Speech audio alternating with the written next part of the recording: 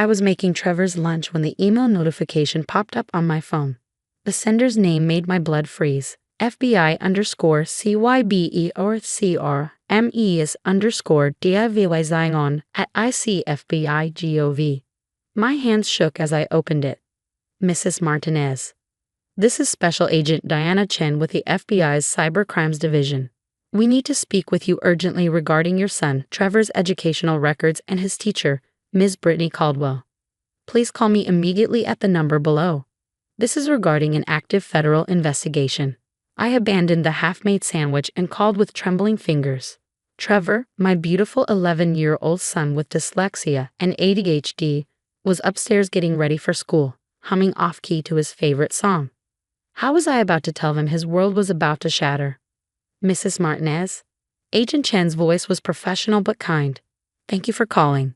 I need to inform you that your son's individual education plan, along with other confidential documents, was sold online by Ms. Caldwell. We purchased these documents as part of an undercover operation. The room tilted. She sold his IEP. To who? To what she believed was a forum for parents looking to fake learning disabilities for their children. The forum was actually an FBI honeypot operation. Miss Caldwell didn't just sell the documents, she included commentary mocking Trevor and your family. I sank into a kitchen chair. What kind of commentary? I'll forward you the screenshots, but I want to warn you, they're disturbing.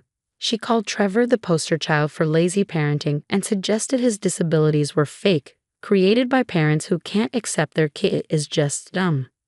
The sandwich ingredients blurred through my tears. Not from hurt, from pure, crystalline rage. Brittany Caldwell had been Trevor's special education teacher for 2 years. I'd sat across from her at dozens of meetings, trusted her with my son's struggles, believed her when she smiled and said she understood. Meanwhile, she was selling his private medical information to strangers and calling him stupid. Let me tell you about my son. Trevor is brilliant. He can build complex Lego structures from memory, solve math problems in his head, and has an encyclopedic knowledge of marine biology. But his brain processes written language differently. Letters flip and dance on the page. Words fracture mid-sentence. What takes other kids 10 minutes to read takes him an hour. His IEP, Individual Education Plan, is a legally binding document that details his learning disabilities, required accommodations, testing modifications, and therapeutic interventions. It contains psychological evaluations, medical diagnoses, and deeply personal information about his struggles and triggers. It's protected under FERPA, the Family Educational Rights and Privacy Act, with violations carrying federal criminal penalties. Miss Caldwell knew this. She'd signed confidentiality agreements. She'd sat in training sessions about FERPA. She'd nodded solemnly when administrators explained that violating student privacy was a federal crime. And then she'd gone home, logged onto the dark web, and put a price tag on my son's struggles. Agent Chen continued, "We've been monitoring a forum called ParentFacts for Education for 6 months. It marketed itself as a place where parents could buy real IEPs and medical documents to fake disabilities for extra time on tests, college admissions advantages, and to excuse poor performance. That's sick. It gets worse. Teachers were selling documents for anywhere from $100 to $500, depending on detail level. Miss Caldwell was one of the most active sellers. She sold at least 15 students' records that we know of. 15 kids? My voice cracked. From your school alone. We're still investigating other schools. But here's the thing, Trevor's documents were special to our investigation because of what she wrote about them. Agent Chen sent the screenshots while we talked. I opened them with shaking hands. The last thing, Ultimate Lazy Parent Starter Pack, $200. Seller, Teacher Brit_91. Got a goldmine here, parents, real IED for an 11-year-old dyslexic. Lol, sure he is. Kid can't read because parents coddle him instead of making him practice. Mom's a helicopter who probably did his homework until teachers noticed he couldn't spell his own name right. Includes full psych evaluation, kid scored normal IQ but parents shopped doctors until they found one who diagnosed dyslexia. Speech therapy notes, spoiler, he's just lazy. 504 plan with every accommodation possible. 3 years of progress reports showing minimal improvement because you can't cure lazy. Bonus. Mom's emails demanding more services. Great templates for carrying your way to accommodations. This kid gets unlimited time on tests, typed assignments instead of handwritten, and a quiet room for testing. They'll probably get into college with these accommodations while your normal kid gets rejected. Use this as your template. Remember, the key is to cry in meetings and threaten to sue. Works every time. I ran to the bathroom and vomited. That lazy child she mocked had spent last night crying because he couldn't read the book his friends were enjoying. That coddled boy practiced reading every single night until his eyes burned, sounding out words letter by painful letter. That normal IQ kid was brilliant but trapped by a brain that processed text differently. And his teacher, the one person outside family who should have understood, had reduced his struggle to a punchline worth $200. Mrs. Martinez, Agent Chen's voice pulled me back. I know this is devastating, but I need you to know we take this extremely seriously. FERPA violations, wire fraud, identity theft of a minor. Miss Caldwell is facing significant federal charges. What happens now? We arrested Ms. Caldwell this morning. We're coordinating with your school district and the Department of Education. Every parent whose child's records were sold will be notified today. We'll need you to come in for a formal statement, and Trevor may need to be interviewed by our child specialists. Oh God, Trevor. How do I tell him his teacher did this? We have counselors who can help. But first, don't send him to school today. The arrest happened on campus, and it's chaos there. I hung up and climbed the stairs to Trevor's room. He was at his desk, laboriously copying spelling words, each letter carefully formed despite his dysgraphia making his hand cramp. Hey buddy, I said, voice artificially bright. Snow day. But it's not snowing. He looked confused. Mental health snow day. Just you and me. How about pancakes and a documentary about sharks? His face lit up. The one about megalodons. Whatever you want. I kept him busy while my phone exploded. Other parents from school, the principal, the district superintendent, reporters who'd somehow already gotten word. I turned off my phone and focused on Trevor, memorizing his happy face before he learned how betrayed he'd been. The full scope emerged over the following days. Agent Chen walked me through the investigation at the FBI field office while Trevor waited with a child specialist. Parent Tax for Education had operated for 2 years. Teachers, aides, even school counselors across 12 states had sold confidential student records. The buyers weren't just parents, they included identity thieves targeting children, predators looking for vulnerable kids with documented issues, and criminals building databases of children's personal information. But the site's main purpose was exactly what it advertised: helping wealthy parents fake disabilities for their non-disabled children to gain academic advantages. The forum had detailed guides, Agent Chen explained. How to coach your child to fail specific tests, which doctors were known for easy diagnosis, how to cry convincingly in IEP meetings. They treated real disabilities like a hack for beating the system. Miss Caldwell wasn't just a seller. She was a moderator, vetting other teachers and writing guides. Her post history was a masterclass in cruelty. The Autism Goldmine: how to spot parents who'll pay for any diagnosis. Dyslexia or dumb: a teacher's guide to telling the difference. ADHD: the made-up disorder that gets kids legal cocaine. Each post dripped with contempt for the children she was paid to help. How did you catch her? I asked. A real parent stumbled onto the site and reported it. We set up the honeypot, posed as buyers. Miss Caldwell was eager to sell. She actually offered us a bulk discount for multiple IEPs. The criminal charges were staggering. 15 counts of FERPA violations, 1 per student. Wire fraud. Identity theft of minors. Conspiracy to commit fraud. Trafficking in confidential information. Each FERPA violation alone carried up to 5 years in federal prison. The school district meeting was a nightmare. The superintendent, principal, and school board faced a room of furious parents.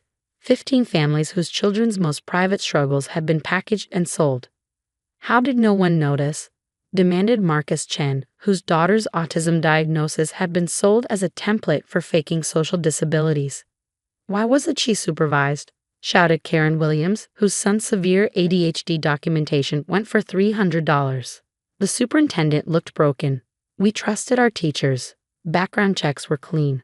Miss Caldwell had excellent references, good reviews. We had no indication. She called my son retarded, interrupted James Foster, in writing, on a forum, while smiling to my face at parent conferences. The room erupted. Parents crying, shouting, demanding answers that wouldn't come. How do you explain that sometimes evil hides behind elementary school teacher smiles and inspirational posters? I stood up. My son thinks he's broken. He thinks his brain is wrong. The one person outside family who was supposed to help him learn to read sold his struggles as a lazy parent starter pack. She didn't just violate FERPA. She violated trust. She violated children. The district promised reforms, better oversight, regular audits, new training. Empty words that wouldn't undo the damage.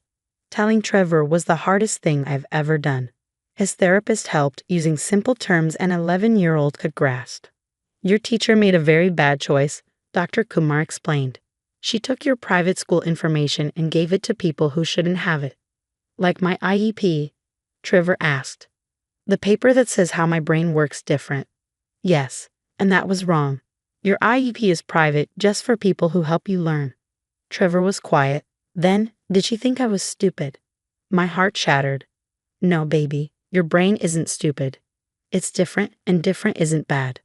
Miss Caldwell was the one who did something stupid. But I couldn't lie to him completely. When the news broke, his classmates would talk. He needed to be prepared.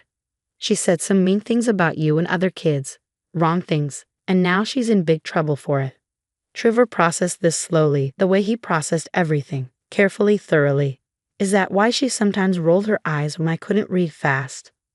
Oh God, he'd noticed. Of course he'd noticed. The trial was a media circus. Teachers sold special ed kids records on dark web, made national headlines.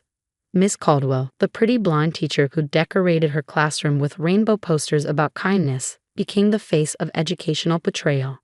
She cried at her arraignment, claiming stress and underpayment drove her to it. Teachers are undervalued, her lawyer argued. Miss Caldwell made a desperate choice trying to supplement her income. But the prosecution had her posts, her mockery, her detailed instructions on exploiting disabled children. This wasn't desperation, it was cruelty monetized. Other teachers from the forum flipped, testifying against her in exchange for lesser sentences. They painted a picture of a woman who actively recruited educators to sell records, who laughed about stupid kids and stupider parents, who saw vulnerable children as walking dollar signs. The parent testimony was devastating. One by one, we took the stand and explained what those sold documents meant. Private psychological evaluations, medical histories, detailed descriptions of our children's triggers and breakdowns, all packaged and sold to strangers. I testified on a Tuesday. Trevor practices reading every night until he cries from frustration. He's not lazy, he's the hardest working kid I know. But Miss Caldwell reduced him to a commodity. She sold his pain for less than the cost of her designer handbag. The jury deliberated for 2 hours, guilty on all counts. At sentencing, Miss Caldwell addressed the court. I'm sorry for the pain I caused. Teaching is stressful and I made terrible choices. I hope families can forgive me. Judge Harrison wasn't moved. Miss Caldwell, you held a position of unique trust. Parents entrusted you with their children's vulnerabilities and you sold them. You mocked children's disabilities while pretending to help them. You corrupted the sacred relationship between teacher and student for profit. She sentenced Caldwell to 5 years in federal prison, lifetime ban from teaching, and $100,000 in restitution to be split among victims. Caldwell sobbed as they led her away in handcuffs. I felt nothing, no satisfaction, no closure. Just empty. The aftermath rippled through our lives. Trevor struggled with trust. If his teacher could betray him, who else might? He asked to be homeschooled, terrified of new teachers. We compromised with a hybrid program, slowly rebuilding his confidence. Other kids weren't as lucky. Marcus Chen's daughter regressed, her autism symptoms worsening under the stress. James Foster's son attempted suicide after classmates found the forum posts calling him retarded. 2 families moved away entirely, unable to face the school where their children's privacy had been violated. The school implemented sweeping changes. Background checks now included social media deep dives. Teachers underwent mandatory FERPA training quarterly instead of yearly. A new oversight system flagged any unusual access to student records. But systems don't fix broken trust. A year later, Trevor has a new teacher, Mrs. Rodriguez, who cried when she read his IEP and promised to help him soar. He's making progress, slowly learning to trust again. He still asks sometimes why Miss Caldwell was mean about his brain. Some people are broken in ways that don't show, I tell him. Miss Caldwell's heart was broken, and she tried to break other people too. But you're not broken, baby. You're perfect. The FBI investigation expanded nationwide. Parent Tax for Education led to 47 arrests across 12 states. Teachers, counselors, even principals who'd sold children's souls for profit. Each arrest brought fresh horror, suicide attempt records sold, abuse documentation marketed, therapy notes turned into commodities. Agent Chen keeps me updated. They've shut down 3 similar sites, but others pop up. It's an ongoing battle, she admits. People see vulnerability as profit opportunity. Miss Caldwell serves her time in federal prison. I heard she teaches literacy to other inmates, ironic, considering she mocked children struggling to read. Maybe she's genuinely reformed. Maybe prison taught her empathy that teaching school couldn't. I don't care. She stole more than documents. She stole innocence, trust, and security. She made vulnerable children question their worth and parents question their judgment. But here's what Ms. Caldwell didn't count on: the strength of the families she betrayed. We rallied around our kids, reinforced their worth, rebuilt their confidence. We turned violation into vigilance, ensuring no teacher would ever again see our children as commodities. Trevor reads better now. Still slowly, still with difficulty, but with determination Ms. Caldwell never recognized. Last week, he finished his first chapter book independently. He cried with joy, and so did I. "Mom," he said, "I think my different brain might be my superpower. I have to work harder so I get stronger." That's worth more than any IEP, any accommodation, any document. That's a child recognizing his own worth despite an adult who tried to diminish it. Miss Caldwell sold Trevor's IEP for $200. But she couldn't sell his spirit, his determination, or his brilliant, beautifully different brain. And that's priceless. The smirk started it. Not the first one, not even the 10th, but the one Marley wore tonight, stretched across her 17-year-old face like she'd just won the lottery and I'd just lost my last dime. We were at the dinner table, the polished mahogany reflecting the expensive chandelier above, surrounded by Cade's latest crop of sycophantic business friends. My husband, Cade, 46, was across from me, his charismatic smile fixed on his guests, completely oblivious or perhaps deliberately ignoring the little performance his daughter was putting on. "Before we move on, tell me where you're watching from. I love mapping my viewers." "You know, Christine," Marley said, her voice dripping with mock pity, "it's just so brave of you to keep trying. I mean, after everything. Most people would just give up on their artistic dreams." She gestured vaguely with a perfectly manicured hand, as if dismissing a fly. Her eyes, so much like Cade's, glinted with a cruel amusement. She was an aspiring influencer actress, and every interaction was a performance for her. Tonight, I was her unwilling co-star.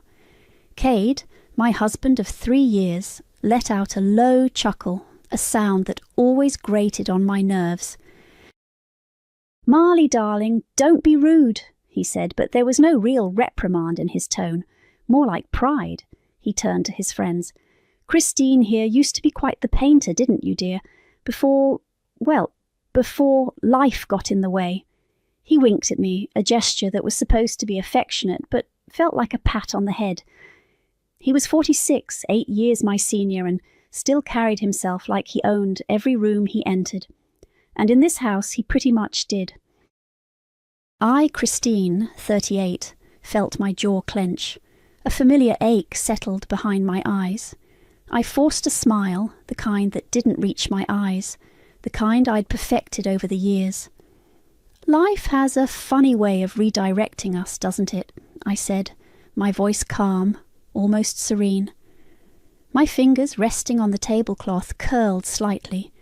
I could feel the faint, raised line of a scar just above my left wrist, a physical memory of a time when my hands were covered in paint, not just holding a fork. What Marley didn't know, what Cade's smug friends certainly didn't know, was that life getting in the way was a carefully constructed lie. What they didn't know was the story that started long before this marriage, long before I ever met Marley back when I was an artist, not just Cade Lawson's quiet, unassuming wife. They saw a woman who had given up, a failure who had somehow landed a wealthy husband. They saw a blank canvas. They had no idea it was a masterpiece hidden beneath layers of dust. The dinner dragged on, Marley's veiled insults punctuated by Cade's booming laughter and his friends' polite yet knowing smiles. I just kept my forced smile in place, my gaze occasionally drifting to the ceiling. Above us, on the 3rd floor, was the attic. It was always locked. A place I kept sacred, a place filled with the ghosts of my past, the remnants of a life that Marley so gleefully mocked. Cade had always respected that lock, or perhaps he simply didn't care enough to question it. Later that night, after the guests had finally left and Cade had retired to his study, I heard it. A faint creak from the floorboards above. Then another. Marley. I knew it was her. She'd been giving me these sidelong glances all evening, a challenge in her eyes. She probably thought I was asleep or too meek to notice. I slipped out of bed, pulling on a silk robe. The house was dark, silent except for the distant hum of the air conditioning. I padded silently to the bottom of the attic stairs, the old wood cool beneath my bare feet. A sliver of light escaped from under the attic door, and I heard the faint sound of a lock being fiddled with. Marley was resourceful, I'll give her that, and spiteful. She probably thought she'd find something embarrassing, something to hold over my head. I stood there hidden in the shadows, listening. The click of the lock. The soft creak as the door opened. A beam of light cut through the darkness as she flicked on the attic light. I heard her footsteps, tentative at first, then bolder, moving around the dusty space. I watched. And I didn't stop her. I stayed there at the bottom of the attic stairs, a silent observer. The light from the open attic door spilled onto the landing, illuminating dust motes dancing in the air. Marley, her silhouette sharp against the glow, moved with a kind of predatory curiosity. She wasn't looking for anything specific, just rummaging, pulling out old boxes, probably hoping to find some embarrassing trinket from my past. Something she could use to further her narrative of my pathetic existence. I could hear her muttering to herself, a low, disdainful sound. Ugh, what even is this junk? Then a pause. A different kind of silence. What Marley didn't know, I thought as I watched her from the shadows, was that I'd left it there for her. Not hidden, not obvious, but exactly where a curious, spiteful teenager would eventually stumble upon it. She found it tucked beneath a stack of old canvases wrapped in a faded silk scarf. A worn leather-bound journal, its cover softened with age, its pages thick with secrets. My journal. The one I'd kept through my 20s and early 30s when my life wasn't defined by Cade's name or Marley's sneers. I heard the rustle of pages, then a sharp intake of breath. She didn't read it there. Not yet. She clutched it to her chest. A strange, almost reverent gesture for someone so intent on mockery. I heard her footsteps retreat, the attic door closing softly behind her. A moment later, I heard the faint click of her bedroom door down the hall. The next morning Marley was unusually quiet at breakfast. She avoided my gaze, her usual bright, taunting eyes now shadowed. Cade, typically engrossed in his phone, barely noticed. "Everything all right, darling?" he mumbled, not looking up. Marley just grunted, pushing her cereal around her bowl. Later that day, she cornered me in the kitchen.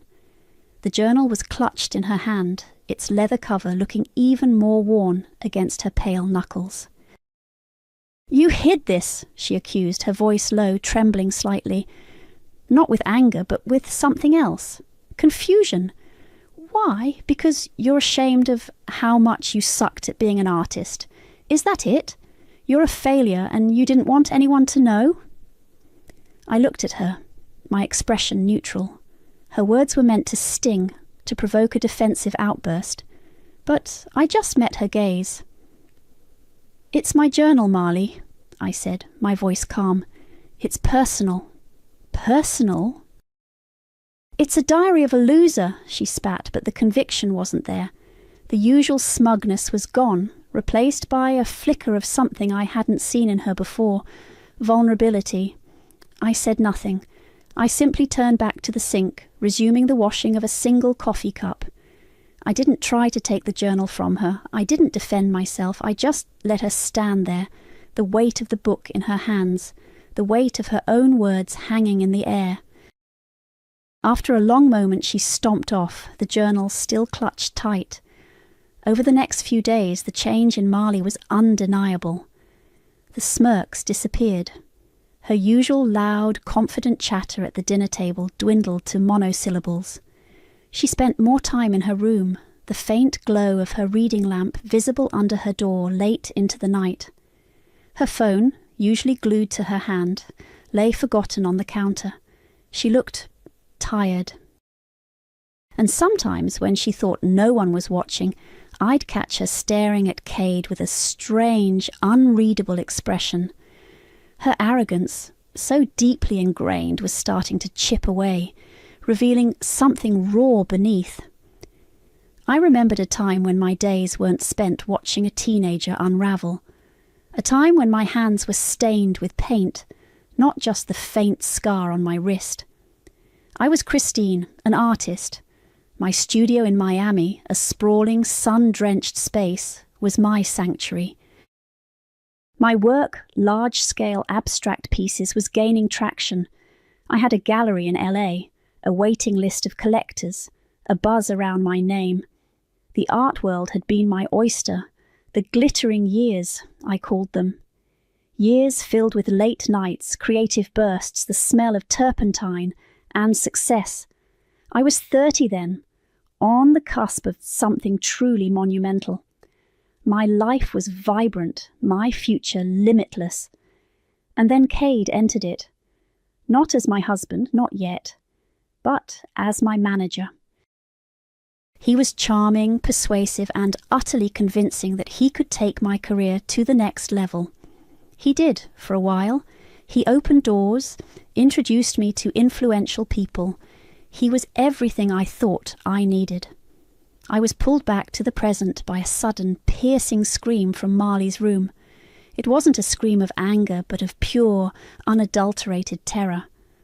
I froze, my heart hammering against my ribs. Then came her voice, choked with sobs, raw and broken. "You're a liar! You're a goddamn liar!" I knew exactly what she was reading. I knew the page 47. Marley's scream still echoed in the quiet house. "You're a liar! You're a goddamn liar!" I didn't rush to her room. I didn't need to. I knew what she'd found on page 47. It wasn't a secret I was ashamed of, but a truth I had carefully, patiently allowed to surface.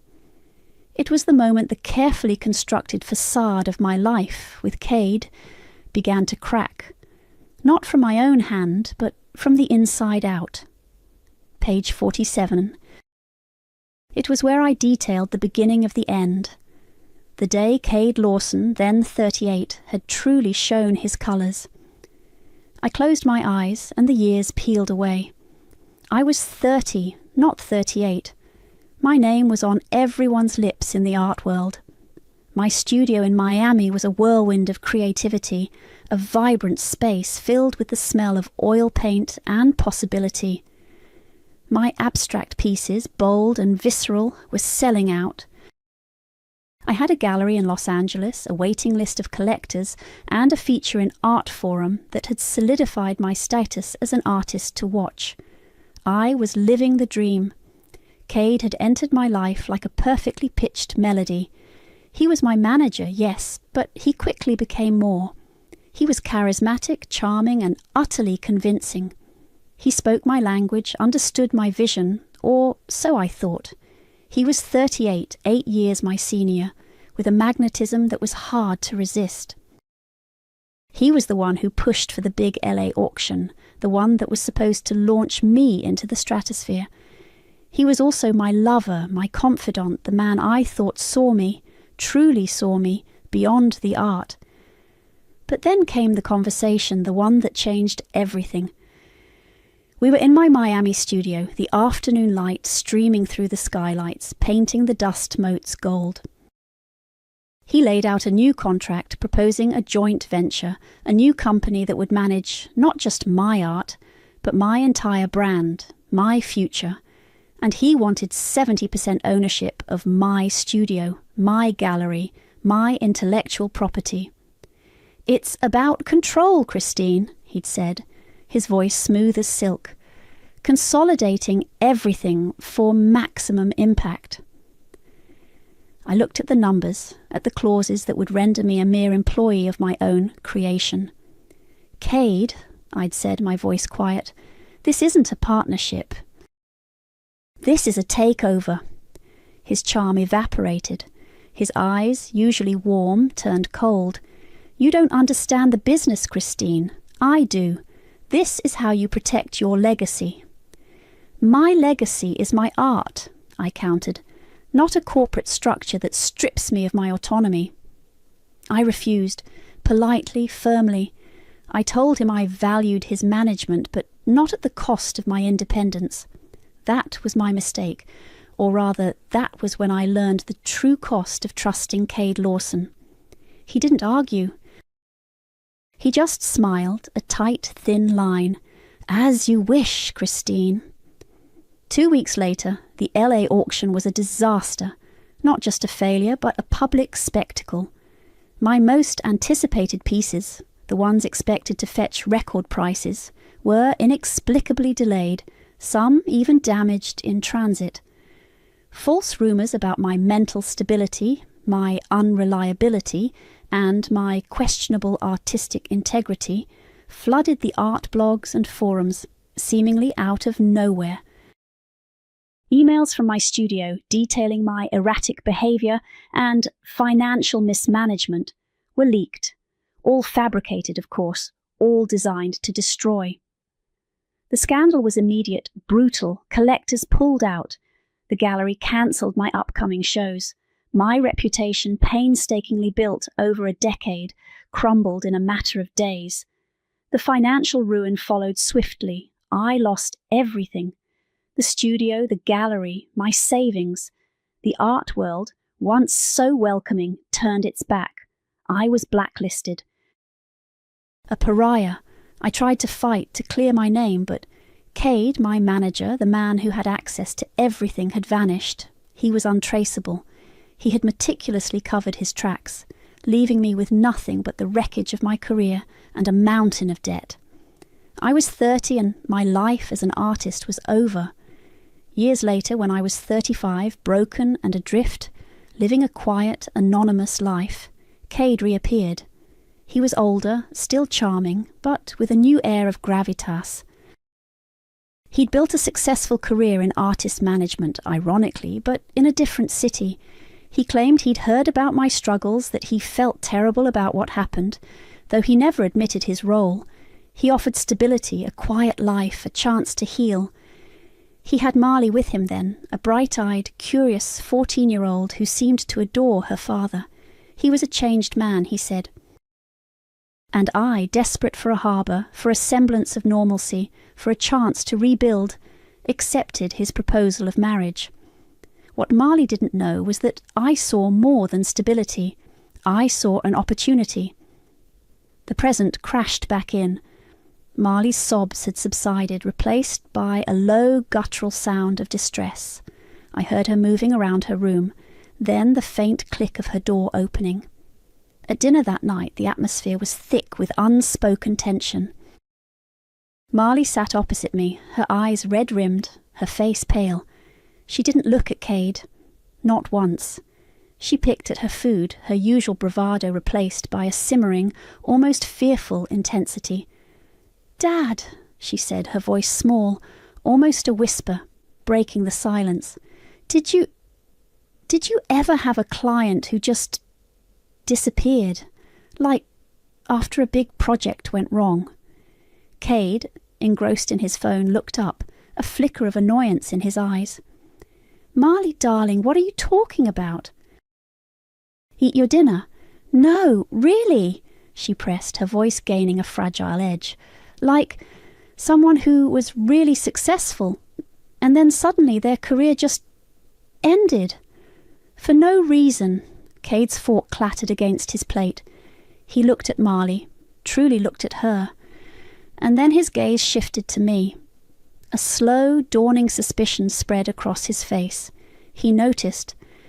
Cade's gaze, sharp and assessing, lingered on me for a moment too long. He noticed the subtle shift in Marley's demeanour, her pointed questions, the way she avoided his eyes, but not mine. He was a master manipulator, and he recognised the signs of a narrative slipping from his control. "Marley, I manage artists, not their personal lives," Cade said, his voice smooth but with an underlying edge. He chuckled, a forced, brittle sound. "Sometimes careers just fizzle out. It's a tough industry." He tried to dismiss it, to gaslight her into believing her concerns were unfounded, but the seed of doubt had been planted, and it was growing. Marley didn't respond. She just stared at her plate, her jaw tight. The usual easy banter between father and daughter was gone, replaced by a palpable tension that hummed in the air. I kept my expression neutral, my gaze fixed on my own plate, but inside, a quiet satisfaction began to bloom. The first crack in the foundation. Over the next few days, the house felt like a pressure cooker. Cade, 46, became increasingly suspicious. He'd watch Marley, then me, his eyes narrowing. He'd try to engage Marley in conversation, but she'd offer only monosyllabic answers, her phone conspicuously absent from her hand, replaced by the worn leather journal. He'd try to charm me, to draw me out, but I remained an unreadable book. Then the package arrived. A plain brown envelope, no return address, delivered by a courier. It was addressed to me. I opened it in the privacy of my study, my heart thrumming with a quiet anticipation. Inside, there were documents, contracts, email screenshots, financial statements, all meticulously compiled, all proving Cade's past sabotage of my career. It was from Otis Gross, 59, my old associate and former gallery investor. Otis, who had believed in my art, who had lost a significant sum when my career imploded. He had always suspected Cade, had always been a quiet ally. I hadn't seen or heard from him in years, but I knew he was a meticulous man. He had kept records. What Marley didn't know was that I had been waiting for this, not actively seeking it, but knowing deep down that the truth had a way of surfacing. This wasn't a coincidence. It was the culmination of years of quiet observation, of knowing the kind of man Cade was, and knowing that somewhere someone would have the proof. I placed the documents on my desk, a neat stack of damning evidence. I didn't hide them. I didn't need to. I left the study door ajar and went to make tea, leaving the stage set. It wasn't long before I heard it. A faint rustle from my study. Then, a sharp gasp. I walked back slowly, my steps deliberate. Marley was standing by my desk, the documents spread out before her. Her face was ashen, her eyes wide with horror as she scanned the pages. She picked up an email, her finger tracing the words, her breath catching in her throat. It was a screenshot of an email from Cade to a PR firm, detailing a smear campaign against Christine, the problematic artist. Her hand flew to her mouth, stifling a sob. The journal lay open beside the documents, its pages now seemingly insignificant compared to the stark reality laid bare before her. Her shoulders began to shake, then she crumpled. She sank to the floor, the papers scattering around her, and began to cry. Not the angry, frustrated tears of a spoiled teenager, but deep, gut-wrenching sobs that tore at my heart, even as a cold satisfaction settled in. He did this, she choked out, looking up at me through a veil of tears. Her face was streaked with mascara, her eyes raw. He's a monster. Why? Why would he do this to you? She looked at me, her gaze pleading, desperate for an answer. Why did you keep quiet all these years? Why didn't you tell me? I knelt beside her, picking up one of the scattered documents. My voice was soft, devoid of triumph, yet firm. Because you were just a kid, Marley. You were 14 when he brought you into my life. I wasn't ready to dismantle your world then. I needed to understand the full scope of his betrayal, to gather the pieces. And I wasn't ready to face it myself, not truly. I looked into her tear-filled eyes, the eyes that had mocked me for so long. But now I am. And so are you. The next morning the breakfast table was a battlefield. Cade, 46, sat at the head, oblivious, scrolling through his phone as usual. Marley, 17, walked in, her face still pale, but her eyes held a new steely resolve. She didn't sit down. She walked directly to Cade, snatched his phone from his hand, and slammed it onto the table. "You're a liar!" she screamed, her voice cracking with raw emotion. "You're a monster! How could you do that to her, to Christine? How could you ruin someone's life like that? And then bring me here, make me live with her, make me treat her like dirt, knowing what you did?" Cade's head snapped up, his eyes wide with shock. He looked from Marley's furious, tear-streaked face to me, sitting quietly at the table, a small, knowing smile playing on my lips. I quietly moved my suitcase, already packed, from behind my back, pushing it further under the table, out of his immediate line of sight. The game had begun. Cade's face, usually so composed, contorted into a mask of disbelief and rage. He looked from Marley, 17, still screaming at him, to me, 38, sitting calmly at the breakfast table. He knew. He finally knew. "Marley, what in God's name are you talking about?" he bellowed, pushing back his chair. It scraped loudly against the tiled floor. "What lies has she been feeding you? Christine, what have you done?" Marley didn't back down. "Lies! These aren't lies! It's all in her journal and the papers she has. You ruined her, Dad. You sabotaged her whole career because she wouldn't give you everything. You're a fraud." Cade lunged for her, but she recoiled, clutching the journal to her chest as if it were a shield. His eyes, usually so charming, were now cold, calculating. He knew the journal was the key. I stood up, stepping between them. "Cade," I said, my voice quiet but firm, "this is between you and Marley." "She's old enough to know the truth." He turned his fury on me. "You planned this. You let her find that damn book. You've been poisoning her against me." "Poisoning?" I raised an eyebrow. "The truth isn't poison, Cade. It's just the truth." He opened his mouth to retort, but Marley cut him off. "I'm not staying here with you," she declared, her voice still trembling but resolute. She turned and stormed out of the dining room, the sound of her footsteps echoing up the grand staircase. Cade stood there, breathing heavily, his eyes darting between me and the empty doorway where Marley had disappeared. He was losing control, and he hated it. He tried to regain his composure, running a hand through his perfectly coiffed hair. "You think this changes anything, Christine? You think a few old papers and a teenager's tantrum will make a difference?" I just smiled. A genuine, unforced smile this time. "You'd be surprised, Cade, what a little truth can do." Over the next few days, Marley began questioning everything she'd ever known about her father. She dug deeper, not just relying on my journal, but actively seeking out information.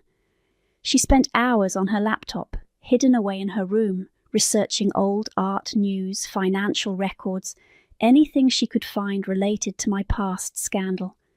She even contacted Jake Hopkins, 19, her ex-boyfriend.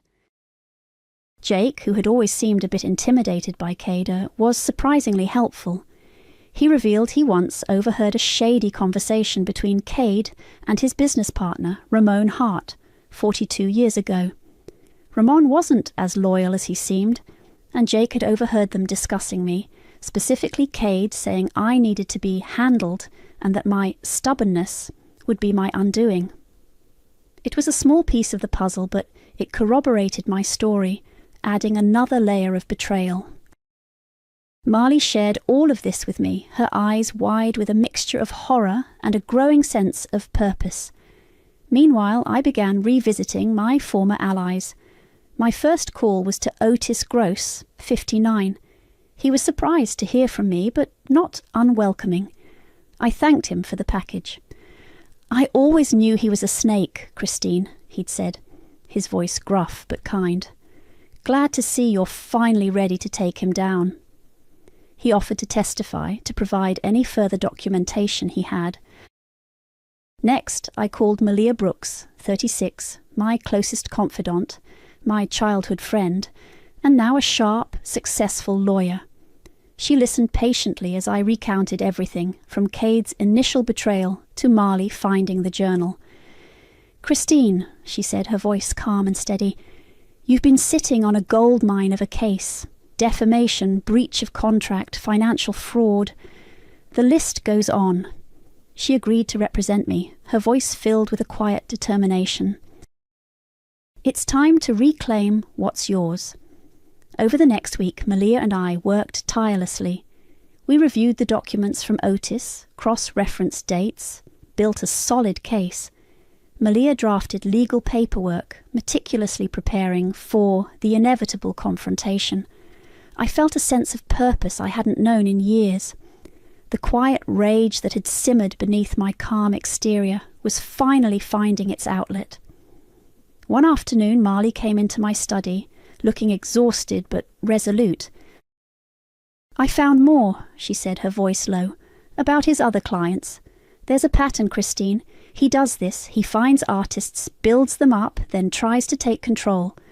If they resist, he destroys them." Her eyes met mine. "He's done it before," I nodded. "I know, Marley." She sat down, looking at the piles of legal documents. "What are you going to do?" I picked up a single sheet of paper from the top of the pile. It was a title deed. I handed it to her. She took it, her brow furrowed in confusion. She read the words, her eyes scanning the legal jargon, then her gaze snapped up to mine, wide with shock. This is for the house," she whispered, her voice barely audible. "This house, it's in your name?" I nodded, a small, knowing smile on my lips. What Marley didn't know, what Cade certainly didn't know, was that when I married him, I had insisted on a prenuptial agreement. A very specific one, drafted by a very good lawyer, long before Malia was involved.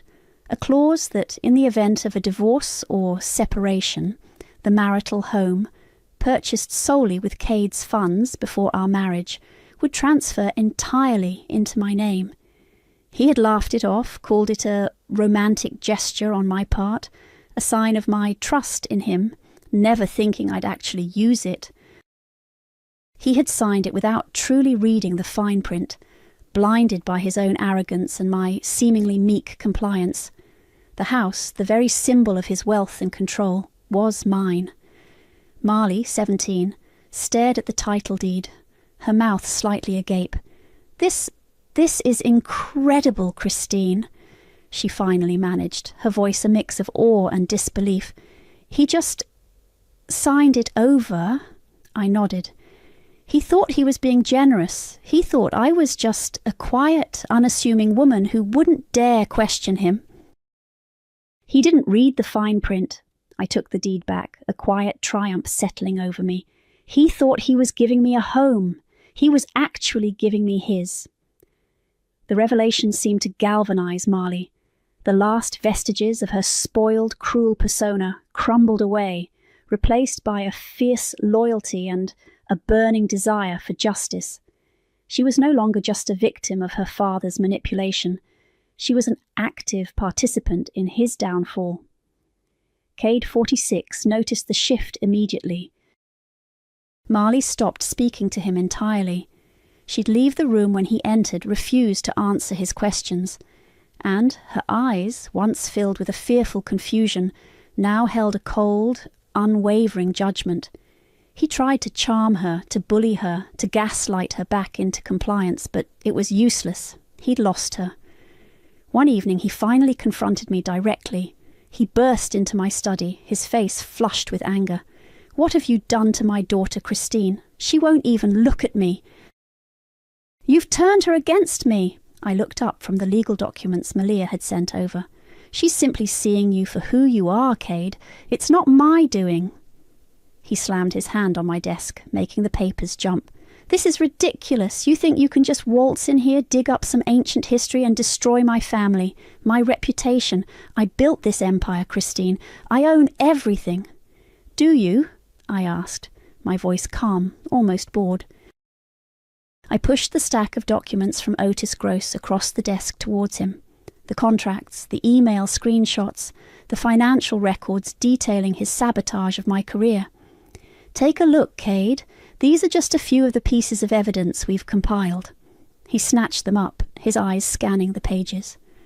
As he read, the colour drained from his face. His bravado faltered. The easy confidence he always wore like a second skin began to crack. He saw the dates, the names, the undeniable proof of his meticulously planned destruction of my life. He saw his own words, his own signatures. For the first time, Cade Lawson actually looked afraid. Not angry, not arrogant, but genuinely, deeply afraid. The kind of fear that only comes when a narcissist realizes their carefully constructed world is about to implode. This is old news," he stammered, though his voice lacked conviction. "It's been years. No one cares about this anymore." "Oh, they will," I said, my voice soft, but with an edge of steel. "Especially when it's presented by a reputable law firm, with sworn affidavits and corroborated by your own daughter." His head snapped up. "Marley! She wouldn't dare." Just then Marley walked into the study, her phone held conspicuously in her hand. She had been standing outside the door listening. Her eyes, still red-rimmed from earlier tears, now held a fierce, unwavering resolve. "I already did, Dad," she said, her voice steady. "Every word. It's all recorded." She gestured to her phone. "And I've already sent a copy to Malia." Cade stared at her, then at me, his face a mask of utter shock and betrayal. He had underestimated both of us. He had seen me as a docile wife, Marley as a spoiled child. He had never imagined we would unite against him. You little traitor," he snarled at Marley, taking a step towards her. Marley didn't flinch. "You ruined Christine's life, Dad. You tried to ruin mine by making me into a mini-you. You're the traitor." The air crackled with unspoken threats. Cade was cornered, his usual tactics useless. His charm wouldn't work. His bullying wouldn't work. He was facing the consequences of his actions finally.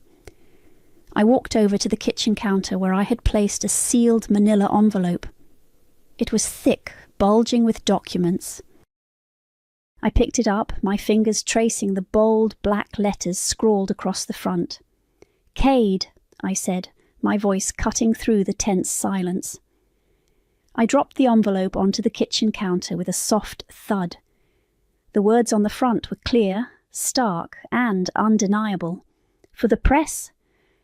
The manila envelope, stark against the gleaming kitchen counter, seemed to hum with unspoken power. For the press! Cade, 46, stared at it, his face a mixture of disbelief and dawning horror. He knew what that meant. He knew his carefully constructed world was about to be laid bare. I didn't wait for his reaction. I simply turned and walked away, leaving him standing there, frozen by the weight of his impending ruin. Marley, 17, gave him one last, withering look before following me out of the kitchen. We didn't speak much as I gathered my packed suitcase from under the dining table. Marley helped me carry it to the guest house, a small detached building on the property that I sometimes used for quiet reflection. It was a temporary refuge, a place to wait for the storm to break. "Are you really going to send that?" Marley asked, her voice hushed, as I set the suitcase down. "Malia already has a copy," I confirmed. "She's just waiting for my signal." Marley nodded slowly. "Good." Her eyes met mine, and for the first time I saw genuine respect, even admiration in them. He deserves it. The fallout was swift and brutal. Cade, true to form, tried to spin the story. He released a statement to a few of his preferred online tabloids, painting me as a disgruntled ex-artist, a manipulative wife, and Marley as a confused, rebellious teenager. He tried to frame it as a bitter divorce, a petty attempt to gain more money. He even hinted at my fragile mental state. But Malia, 36, was faster and far more effective. The very next day, a press release hit every major art publication, business journal, and entertainment news outlet. Malia, now officially listed as my legal representative, didn't hold back.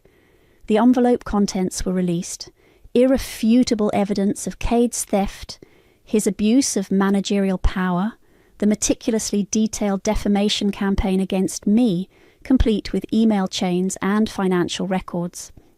Otis Gross, 59, provided a sworn affidavit confirming Cade's fraudulent activities. Jake Hopkins, 19, Marley's ex-boyfriend, came forward with his account of Cade and Ramon's conversation, adding another layer of corroboration. The story exploded. It wasn't just about a messy divorce, it was about a powerful, charismatic manager systematically destroying an artist's career for personal gain. The art world, which had once shunned me, was now buzzing with outrage. Cade's current clients, many of whom had similar contracts to the one he'd tried to force on me, began to panic.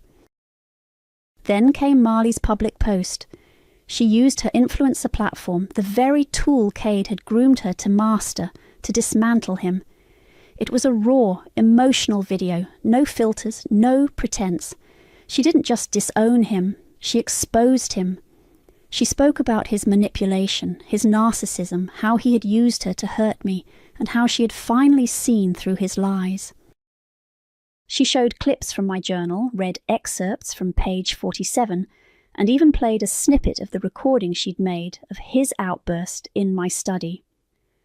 The internet, with its insatiable appetite for drama and truth, devoured it. Cade's business crumbled overnight. Clients dropped him en masse. His social media following, once immense, plummeted as people turned on him, disgusted by the revelations. His carefully curated image as a benevolent, successful manager shattered. Ramon Hart, 42, his business partner, seeing the writing on the wall, quietly dissolved their partnership and began cooperating with authorities, providing even more damning evidence against Cade to save his own skin.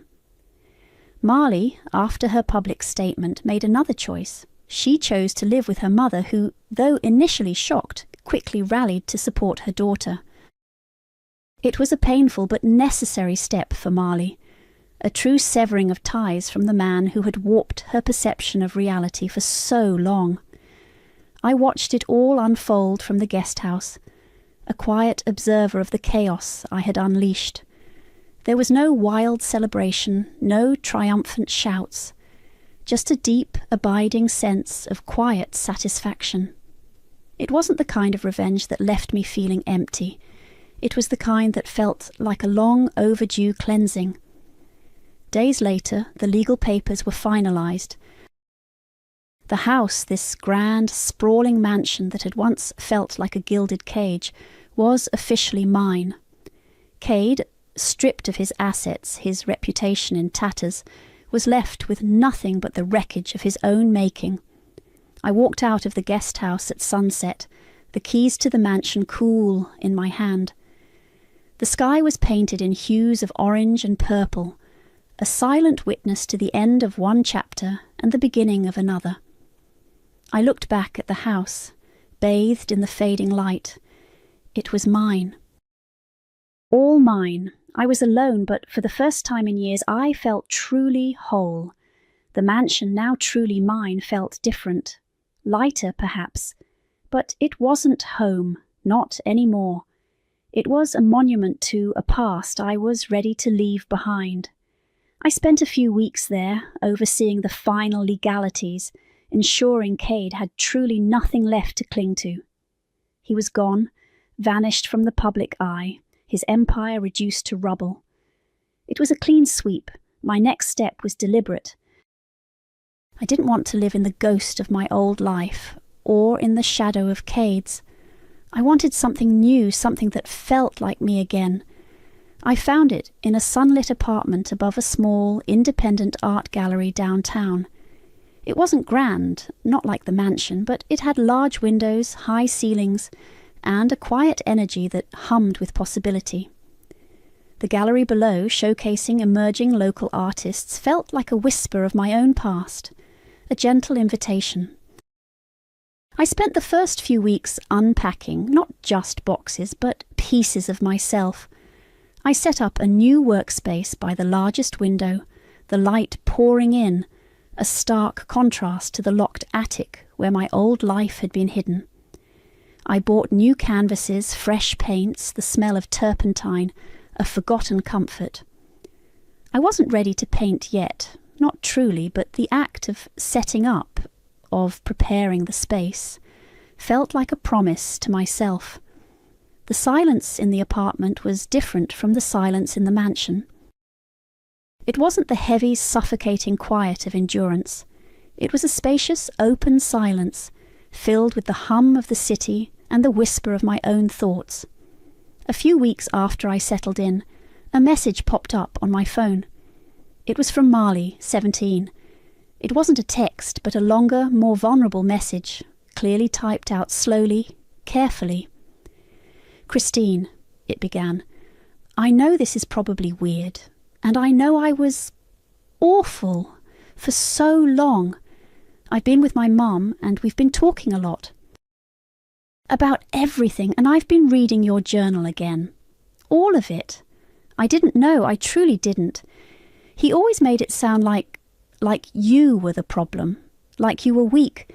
I think I hated what I saw in the mirror, and I projected it onto you. I'm so sorry for everything." I read it twice, then a third time.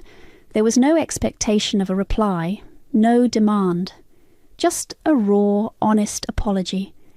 It was the kind of message that felt like a bridge, tentatively extended. I didn't reply immediately. I just held my phone, looking out at the city, a small, knowing smile touching my lips.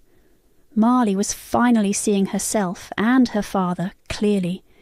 That, in itself, was a victory. I reflected on everything. The years of silent endurance, the quiet rage that had simmered beneath the surface. People had mistaken my silence for weakness, for acceptance of my fate. They saw a woman who had given up, who had settled. But it was never weakness.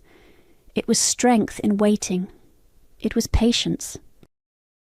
It was the careful, meticulous planning of a quiet vengeance, one that didn't involve shouting or public outbursts, but the slow, precise unravelling of a carefully constructed lie.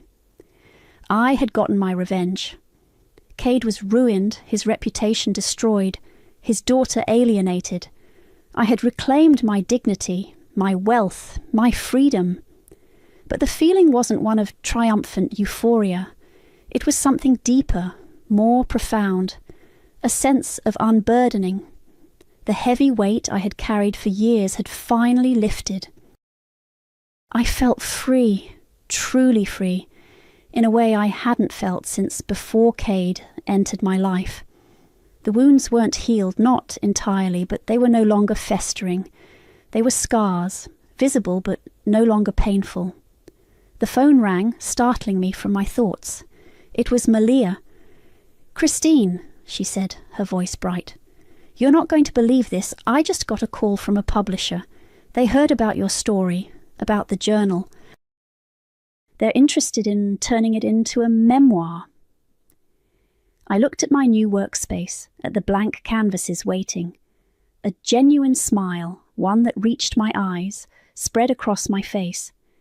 "Tell them," I said, my voice calm and steady. "Tell them I already have a title." Page 47. "Send your 240 popped up on my screen at 7:02 a.m. No other words, just the question mark and the green bubble from my sister. "I'm Olivia Nichols. I'm 35, a bookkeeper for a small landscaping company in Beaver Creek, Ohio. My dad, Glenn, is 69 and a widower. He had his right knee replaced 10 weeks ago at Kettering Health. My younger sister, Gabriella, Gabby, is 29. She moved into Dad's spare room to help while he recovered. I live 15 minutes away in a one-bedroom off Dayton-Zania Road with a Honda that wheezes when I turn on the AC. When Dad came home from the hospital in early March, Gabby said rehab would make grocery runs hard and asked if I could set up a card for food. I opened a separate checking account at my credit union, put a debit card in her name, and transferred $240 on the 1st of every month. March, April, and this morning, May. We agreed it was just for groceries and household stuff. If she needed more, she'd ask. That was the deal. I typed, "Transfer is done. Can you send receipts this week?" and dropped my phone into my bag. At work, I logged into the account like I do with all the accounts I babysit, just to make sure nothing bounced. My boss was out on a mulch bid. The office smelled like fertilizer, and my second monitor was full of invoices and notes in my own handwriting. The card history loaded. I expected Kroger, maybe Aldi, gas at Speedway. I saw Salon Capri in Oakwood, Cardenas Wine in Centerville, Late Bite in Miamisburg at 11:41 p.m. twice last week, a DoorDash charge at 12:18 a.m. from a sushi place in West Carrollton. There was one Kroger charge, $22. I sat there with my hand on the mouse, counting how many times I could justify what I was looking at. Maybe the salon charged the wrong card, some mix-up with Apple Pay. Maybe the wine was for cooking. Maybe Late Bite had a soup special and Dad was craving something warm. Gabby had been telling me to keep visits short because Dad tired easily. I'd believed her because I wanted to believe her. I work long weeks in the spring. I told myself I was being helpful by staying out of the way. I told myself 2 cooks in the kitchen was a bad idea. I told myself she was doing me a favor by managing things. I took a screenshot of the card charges and texted, "Can you send me receipts?" Also, what's Salon Capri and Cardenas Wine? Those hit the grocery card. 3 dots. Then a fire emoji, a nail painting emoji, and "Relax, I'll pay back. Chips were on sale. Dad's eating fine." "What chips?" I typed, then deleted. I tried, "I need receipts for the groceries. Please start keeping them in an envelope." She sent a thumbs up. No receipts, no envelope. At lunch, Dad called. He always says my name like it's a question. Liv, am I catching you at work? I've got 5 minutes, I said, which was true. How's your day? Busy. How's your knee? Better. Remington says I'm bending more. You know, that PT. He cleared his throat. Thank you for keeping the groceries coming. Gabby says it helps a lot. Something in my stomach crawled. You're welcome, I said. What did you eat today? He paused. I had some toast, coffee, gonna have soup later. What kind of soup? I think chicken. It's fine, honey. Don't fuss. After we hung up, I stared at the screen until my reflection started to look like a stranger. I opened the credit union app and toggled the card to off, then clicked the option to close it entirely. The little spinner went around and the button turned grey. I kept my finger on the touchpad like it could undo itself. My phone buzzed. Gabby. Why isn't the card working? The card's closed, I typed. I will order groceries directly. She sent a string of exclamation marks and, you're being dramatic. I said I'd pay back. We'll figure it out, I wrote. My hands were shaking. I wiped them on my jeans and went back to reconciling fertilizer receipts like nothing was wrong. At 5, I drove to Kettering with a reusable bag and my duplicate key. The last time I was there, Gabby had met me on the porch and said, Keep it short, he's exhausted, as if she were the nurse and I were a distant cousin. I'd brought soup and a crossword puzzle and left after 20 minutes. I pulled into Dad's driveway and looked at the front window. The curtains were open. His recliner faced the TV. The porch light bulb was burnt out and had been for months. I sat in the car and made a list on a sticky note. Milk, eggs, bread, chicken, bananas, yogurt, soup. Things he likes, things you don't need a chef to assemble. Before I went in, I scrolled through my messages and stopped at Gabby's relax. My thumb hovered over the call button. Instead, I put my phone face down on the passenger seat and took the grocery bag with me. The house key fought the deadbolt like it didn't recognize me. I had to jiggle it, turn, back out, try again. It finally gave with a little click. I decided I wasn't texting first. I wanted to see how the groceries looked. The deadbolt stuck again. I had to jiggle the key twice before it turned, then push my shoulder into the door because the weather strip catches. The smell inside was old coffee and the lemon cleaner Dad has used since I was a kid. Liv! Dad called from the living room. The TV was on low, local news, anchors smiling with their teeth. He sat in his recliner with the footrest up, a mug on the side table. He smiled when he saw me, then watched my face change, and that smile went thin. Hi, Dad. I set my empty reusable bag on the kitchen counter and headed straight to the fridge. Habit, milk on the right, condiments in the door, leftovers on the second shelf. Only this time the door light clicked on and lit, ketchup, pickles, and 2 yogurts with last Tuesday's date. A jar of jelly stuck to the glass. The vegetable drawer had a tired onion rolling by itself. I opened the freezer. Frozen peas, 2 boxes of ice packs from the hospital, and an open bag of freezer-burned fries. No meat, no bread in the freezer either. Dad cleared his throat. You just missed lunch, he said, like it was a reassurance. His coffee had a skin. What did you have? My voice did the tight thing I hate. Toast. And that soup. Chicken. It was good. He tried to hand me the remote. Distraction. From the back hallway, Gabby's voice. Olivia, you should have texted. She came in fast, hair up in a clip, leggings and one of Dad's old UD sweatshirts. She took in the open fridge and my face and lifted her chin. He just ate. You always come in like a tornado. I held up a yogurt and pointed at the date without a word. Gabby rolled her eyes. I was about to go. The card didn't work, remember? You shut it off while I was literally getting my shoes.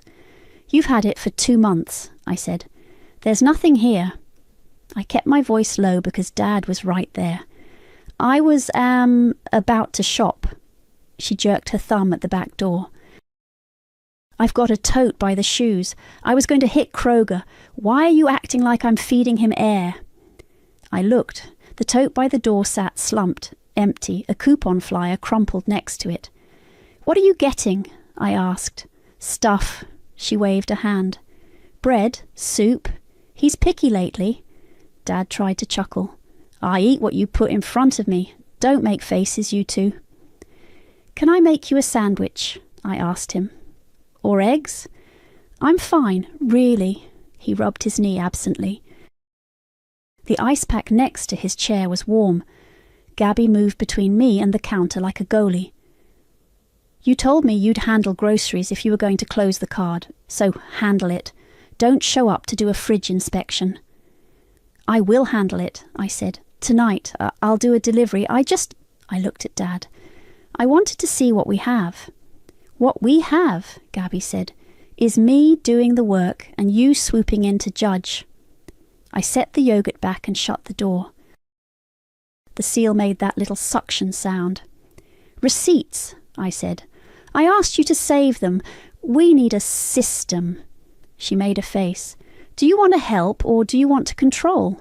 She gestured at the tote again. I'm literally leaving in 5 minutes. Then go now, I said. I'll sit with Dad. Her eyes narrowed. Are you going to undo the chain too? There isn't a chain, but I let it go. Don't threaten me with cops or whatever dramatic thing you're cooking up.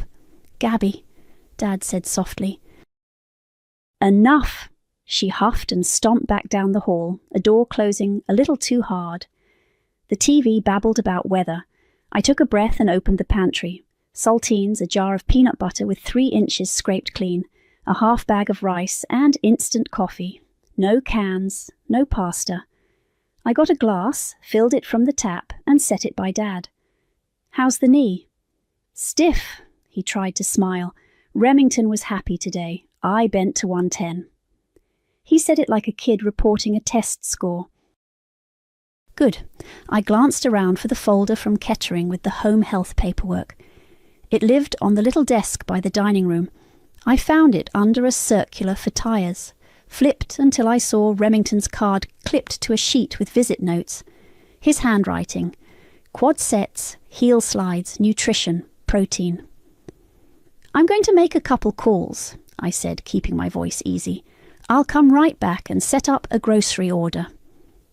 Dad nodded, relief and worry wrestling on his face. Don't fight with your sister, he said. I'm just making calls, I said. Outside, the porch light still didn't work, so the entry was dim even in daylight.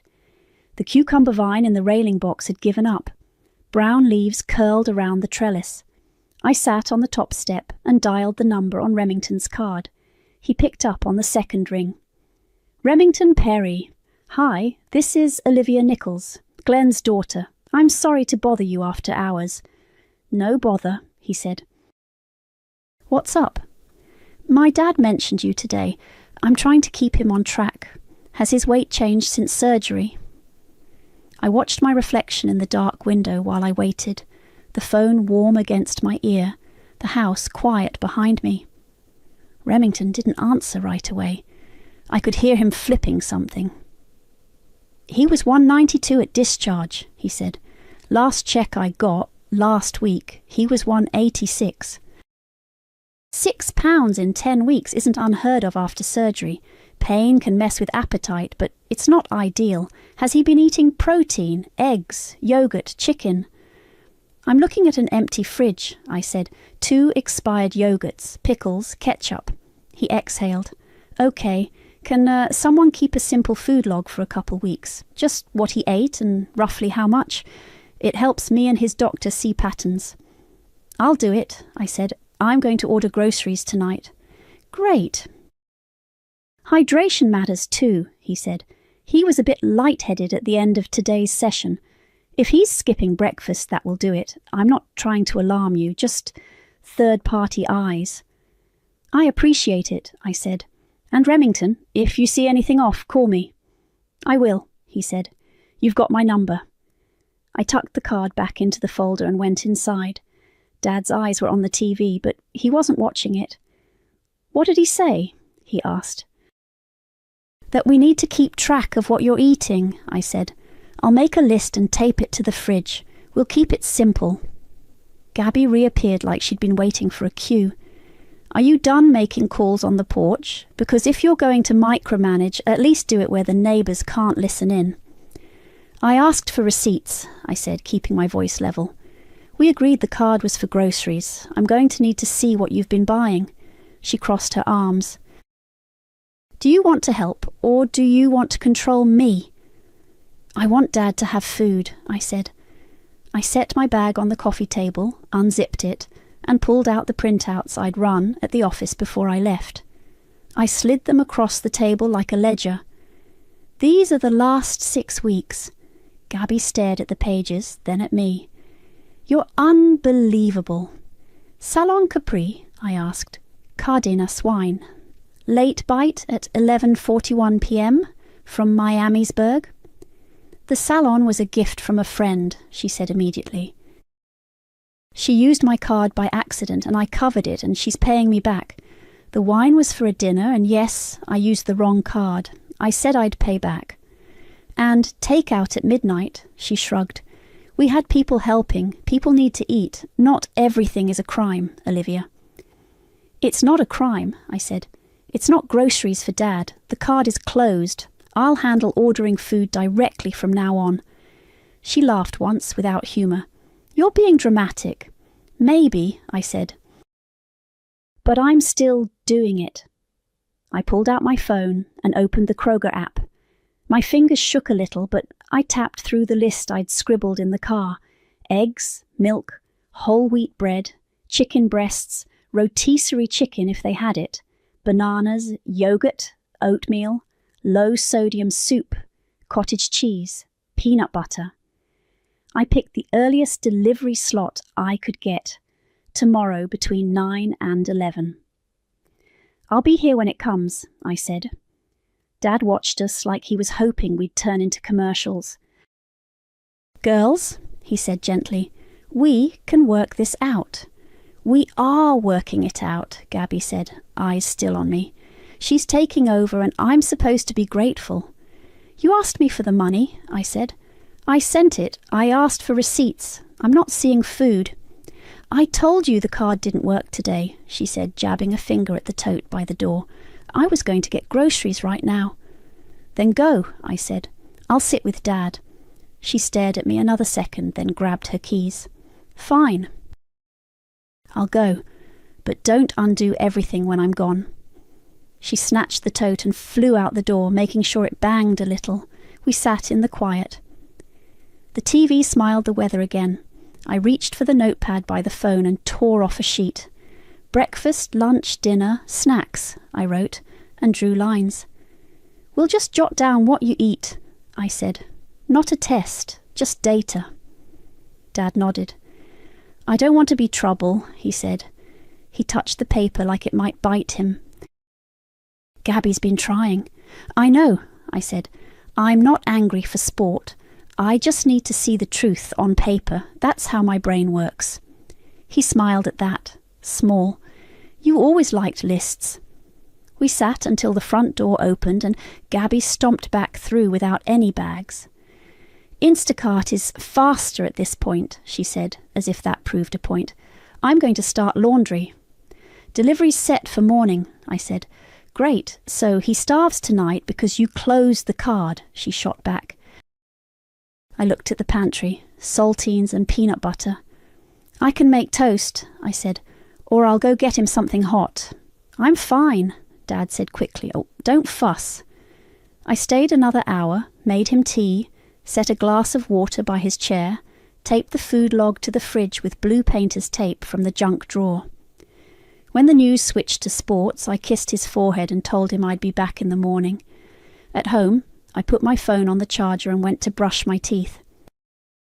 It buzzed before the faucet finished running, then again, then again.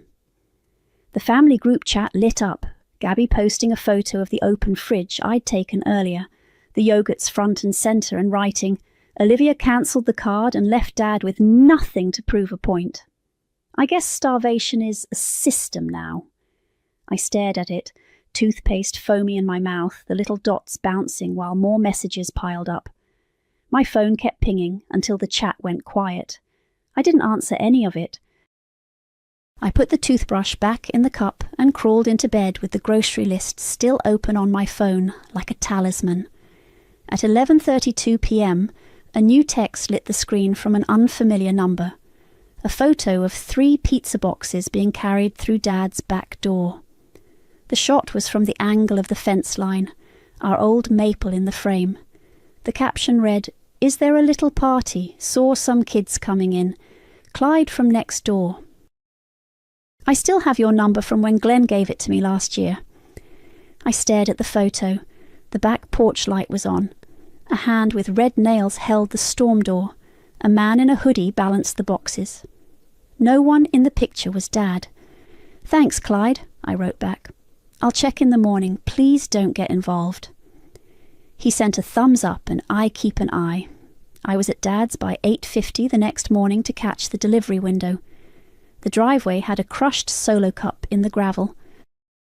Inside, the lemon cleaner smell fought with cold pizza. Dad was in his recliner in the same clothes as yesterday. He smiled, faded, then smiled again. "Morning, Liv." "Morning," I said. "How'd you sleep?" "Fine," he said automatically, then winced.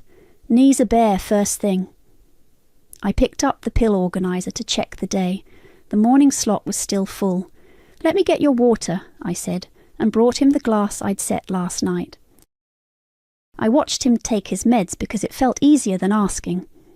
Gabby shuffled in wearing Dad's robe, hair in a messy bun. "We had people helping with the patio door," she said without hello. "That's why the pizza, before you write a novel about it in your head." "I'm not writing anything," I said. "Groceries are coming." There was a knock, then Remington stepped in after a quick tap on the frame. Tall, khakis, that clipboard tucked under his arm. "Morning, Glenn."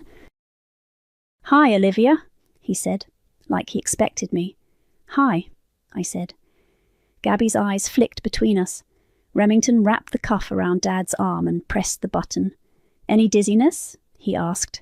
"I get up too fast and the room does that thing," Dad said.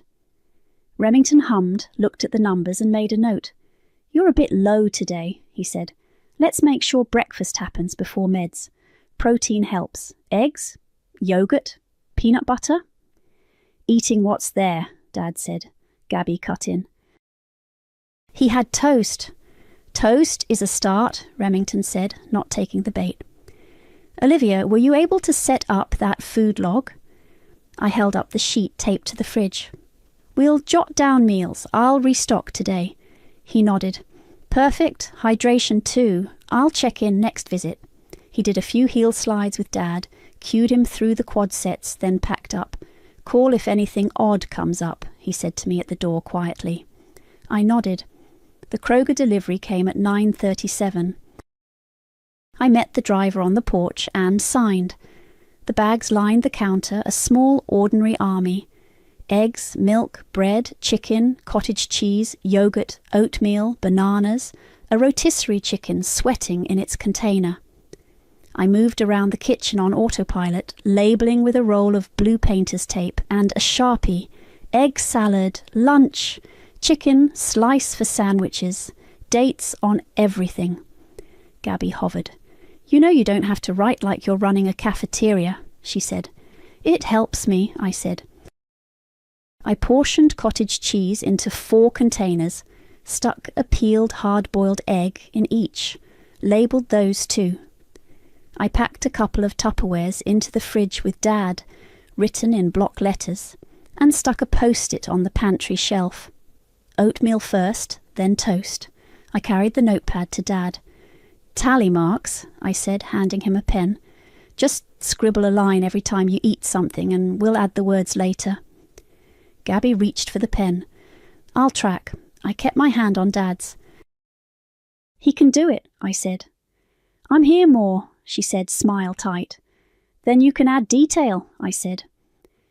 Dad squeezed the pen like it was proof of something. He made a shaky line under breakfast. I stayed until lunch. I made him egg salad on whole wheat and cut it into triangles because that's how he eats sandwiches when his knee hurts. He finished it. I wrote it down on the log. Gabby lined up the laundry detergent and sighed loud enough to be heard in the next zip code. 2 days later, after work, I drove back over with more yogurt and a bag of apples. The sky had gone that flat grey it gets before it thinks about raining. I put my key in the lock and felt it catch. I jiggled, backed out, tried again. The deadbolt turned, but the door moved an inch and hit something metal. I pushed and heard the rattle. "Dad!" I called through the crack. The TV inside was on. A baseball game, from the sound of it. I knocked hard. "Gabby?" "Nothing." I pulled out my phone and texted both of them. "I'm here. Open the door." 3 minutes. No response. I heard voices from the back of the house and the fork-on-plate clink that tells you someone's close. I texted again. "If no one opens, I'm calling for a wellness check." The chain slid back, metal scraping. The door opened 6 inches. Gabby's face filled the gap. One eye narrowed. "If you bring the cops to Dad's house, we're done," she said light and flat, like she was bored with me already. I held up the bag with the apples. "Open the door," I said, "please." At my desk the next morning, I opened a fresh spreadsheet and gave it a boring name. Dad, May. I put the columns I know by heart, date, category, amount, notes, and started a simple budget. Groceries at $80 a week. Utilities averaged from last winter's bills. I had copies of in my email from when I helped him set up autopay after Mom died. Meds based on the last copay receipts I'd snapped on my phone. PT copays in their own line, $35 per visit, 3 times a week until discharge, then reassess. I added a line for extras and wrote snacks plus dignity because it made me feel less like a robot. I printed 2 copies and slid them into a manila folder marked kitchen desk. Then I logged into the grocery account and set a standing delivery for Tuesdays. If Gabby wanted to accuse me of controlling, I could at least control the things that kept Dad fed. The next PT visit was late morning. I timed my arrival to beat the white Kettering van by 5 minutes.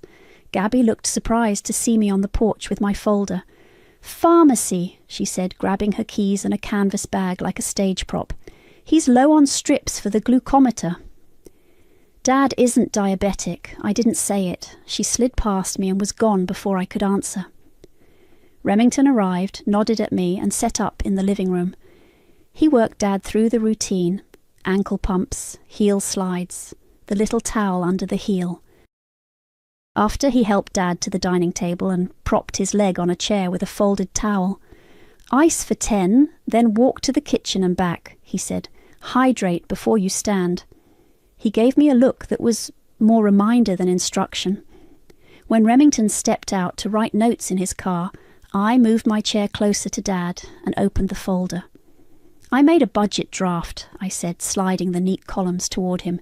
"It's not punishment. It's a plan. Groceries, utilities, meds, PT. Nothing fancy." He leaned over it like it might blow away. "You always did like tidy lines," he said, a smile tugging. "It helps me see where things go," I said. "Do you have your bank login on your phone? I want to look through recent charges with you. Just you and me. Transparency." He grimaced. "Gabby handles a lot." "I know," I said. "But it's still your money." He dug his phone out of the recliner pocket and handed it to me with the resigned sigh of someone surrendering the TV remote. I opened his bank app and with his permission guessed his password on the second try, our old address cobbled with Mom's birthday. I walked him through what I saw, narrating just enough. The Duke Energy autopay, the water bill, the Kroger delivery from yesterday, then a string of Venmo transactions out of his checking, 3 in April, 2 in May so far, 150 180 120 $200. The note on each read, "Rent." The recipient was Nasia Robertson. I turned the screen so he could see and kept my voice neutral. "Who's Nasir?" He rubbed his forehead. "Gabby's boyfriend," he said finally. "He gives me rides, picked up some meds, fixed the back step." He swallowed. "He needed help with rent and Gabby sent him money from your account." I tapped the notes. "Rent isn't groceries." He stared at the table grain like there was an answer there. "I thought it was for rides and favours," he said. Shame crept up his throat in a blotchy flush. "I told her to keep track. I don't like owing."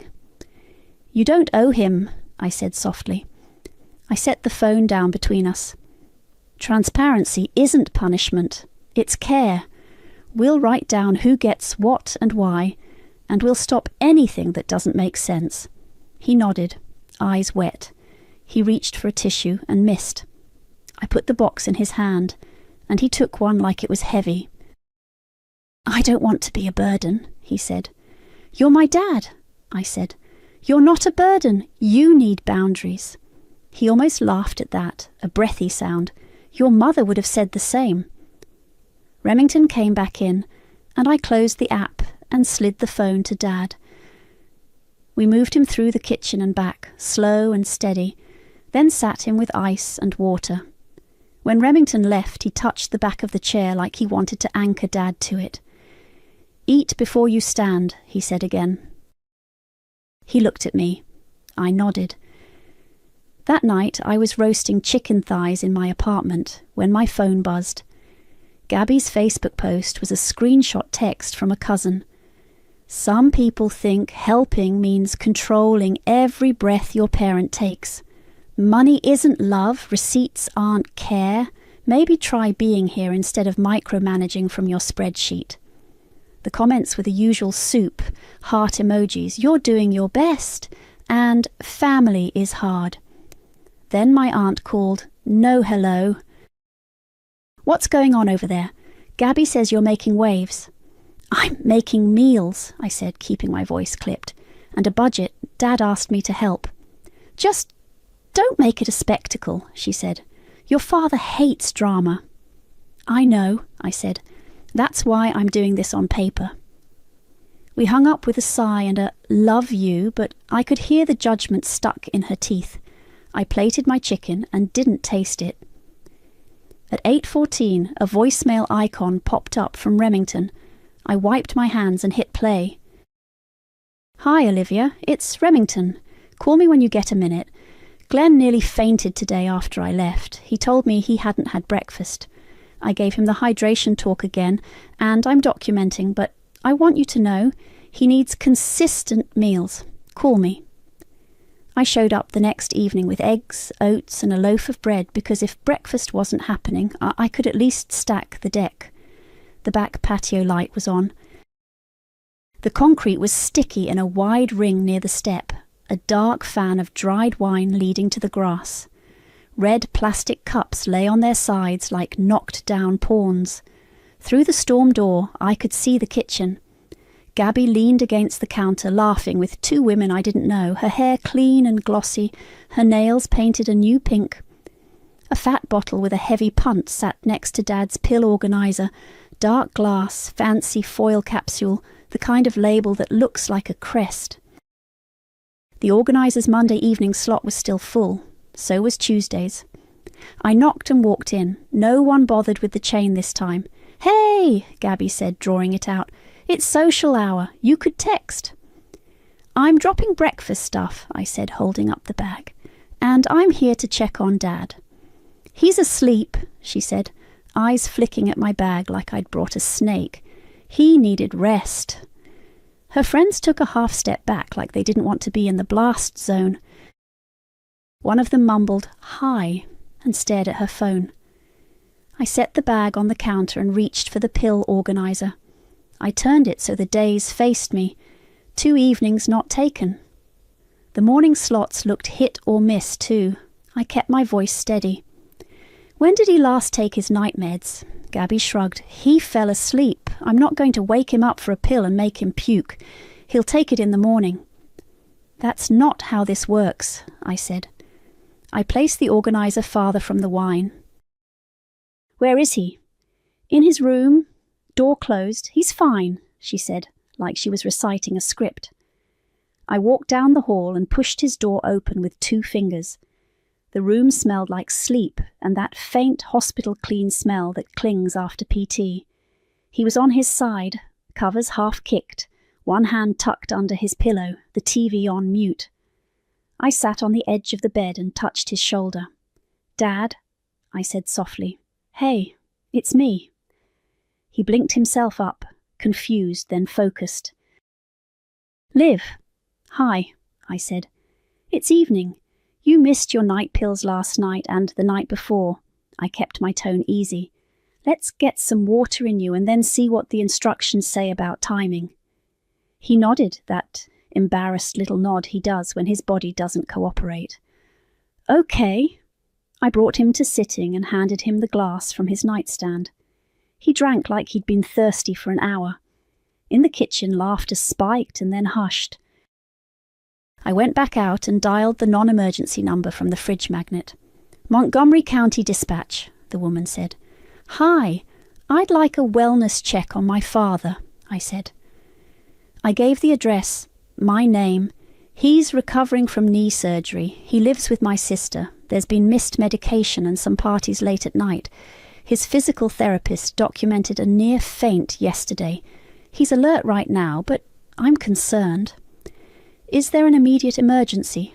"No, he's safe. I'm here." "I just need help getting this on the record and to get resources." "An officer will come by," she said. "Stay on scene." Gabby watched me end the call. "You did not just call the cops," she said flat. "I called for a wellness check," I said. "They're going to talk to Dad and give us a plan." "You're humiliating me," she said, voice sharpening. "In front of my friends." "Your friends can go home," I said. "This is not their living room." One of the women grabbed her tote. "We should head out," she told Gabby, eyes on the floor. They slipped past me, the door clicking shut behind them. I made Dad sit at the table while I scrambled an egg and toasted bread. He ate both without talking. The door knock was a polite rap, then a uniformed officer, mid-40s, neutral face. "Evening," he said. "I'm Officer Bates, wellness check for Glenn Nichols." "That's him," I said. "I'm Olivia, his daughter." He walked over in an open way, hands visible, and crouched a little to meet Dad's eyes. "Mr. Nichols, how are you doing tonight?" "I'm all right," Dad said. "My daughter fusses." "She's allowed," the officer said with a small smile. "Can I ask you a couple quick questions? What's your full name? Do you know what day it is?" Dad answered correctly. Officer Bates asked if he felt safe at home, if he had food, if he was taking his medication. Dad glanced at me and then at the pill organizer on the counter. "I missed some," he admitted. "I get tired," the officer nodded. "It happens. You on any blood pressure meds?" He glanced at the bottle labels from where he stood. "Missing doses can make you dizzy. Any falls?" "No falls," Dad said. "Almost yesterday." "I've got a card for a social worker who works with seniors," Bates said, pulling a small stack from his pocket. He handed one to Dad, then to me. "They can help you set up a routine, maybe check in. I'd also suggest one point person for meds and appointments, so it doesn't get confusing." "I'm the point person," Gabby snapped. "I live here." Bates kept his tone even. "Okay, then part of that job is making sure he eats and gets his meds on time. Late night gatherings make that tougher." He looked at Dad again. "Do you want anyone else to help coordinate? You get to choose." Dad's hand found mine under the table. His palm was dry and warm. "I want Olivia to handle the paperwork," he said, voice low. "Money doctors. I don't want to screw this up." Gabby made a sound, half laugh, half choke. "You can't just—" "He can," I said quietly. I squeezed Dad's hand. "We can see his primary this week and get the forms done. I'll bring a notary." The officer nodded. "That's a good plan. I'll file a note that we were here. If anything changes, you call us. If you think he's in immediate danger, call 911. He looked at the counter, the fancy bottle. then at me. Take care. After he left, the house went back to the hum of the fridge and the TV on low. Gabby paced the kitchen like she was wearing a groove. "You're turning this into a case file," she said, flinging the words at the sink. I didn't answer. I walked Dad down the hall, settled him back in bed, put the night pills in a little ramekin with water on the nightstand, and set my phone timer for the safe window. He took them when it beeped. In the living room, my phone buzzed. Remington. "Got your voicemail and update. Documenting concerns in his chart. Glad you called for a wellness check. Keep record of missed meds, charged food. Call me tomorrow." I typed back, "Thank you. We're going to change who's in charge. Forms this week." He sent a thumbs up, and I can write a note about nutrition and adherence if needed. Back in the doorway, Dad's eyes found me. "Liv," he whispered, "I need you to handle this. Tell me what to sign." "Okay," I said. "We'll do it right." He let out a breath that sounded like relief and closed his eyes. I went to the kitchen and threw the red cups in the trash, one by one, until the counter was clear. "We got the earliest appointment, Doctor." Wilkins's office had Thursday at 10:20. I took the morning off, picked up Dad, and brought a manila envelope with tabs like I was going into a tax audit. On the way, he stared out the window at the long stretch of Wilmington Pike, like it had answers. "I don't want to make this a circus," he said. "It's not," I said. "It's signatures and a notary. We'll be in and out." Dr. Roberto Wilkins was one of those soft-spoken doctors who lets silence do some work. He pulled up Dad's chart, clicked a few times, and looked at me when he saw my name. "You're Olivia," he said. "Remington has left detailed notes." Dad tried to sit up straighter. "He's tough," he said, "in a good way." Dr. Wilkins opened the vitals trend and turned the screen slightly so we could both see. "Your weight at discharge was 192, he said. "You're at 186 today. Not catastrophic after surgery, but it's a signal." He angled back to Dad. "How's eating going?" "Fine," Dad said automatically, then glanced at me. I could be better." "We've set up grocery delivery and a food log," I said. "He's eating when there's food in reach. The issue has been consistency." Dr. Wilkins nodded. "Remington documented a light-headed episode. Hydration and regular meals will help. And medication adherence." He tapped the chart. "You're on a beta blocker. Skipping it can make you woozy." "Who's helping coordinate?" "I want Olivia to," Dad said. He said it before I could answer, and he looked relieved after he did. There was a knock on the exam room door like it belonged to someone who didn't wait. The door opened and Gabby came in, as if the room were hers. "You didn't tell me you were doing this," she said, dropping into the extra chair, bag first, then herself. "I texted the appointment time," I said. "I was at the pharmacy," she said. "I handle this, not you." Dr.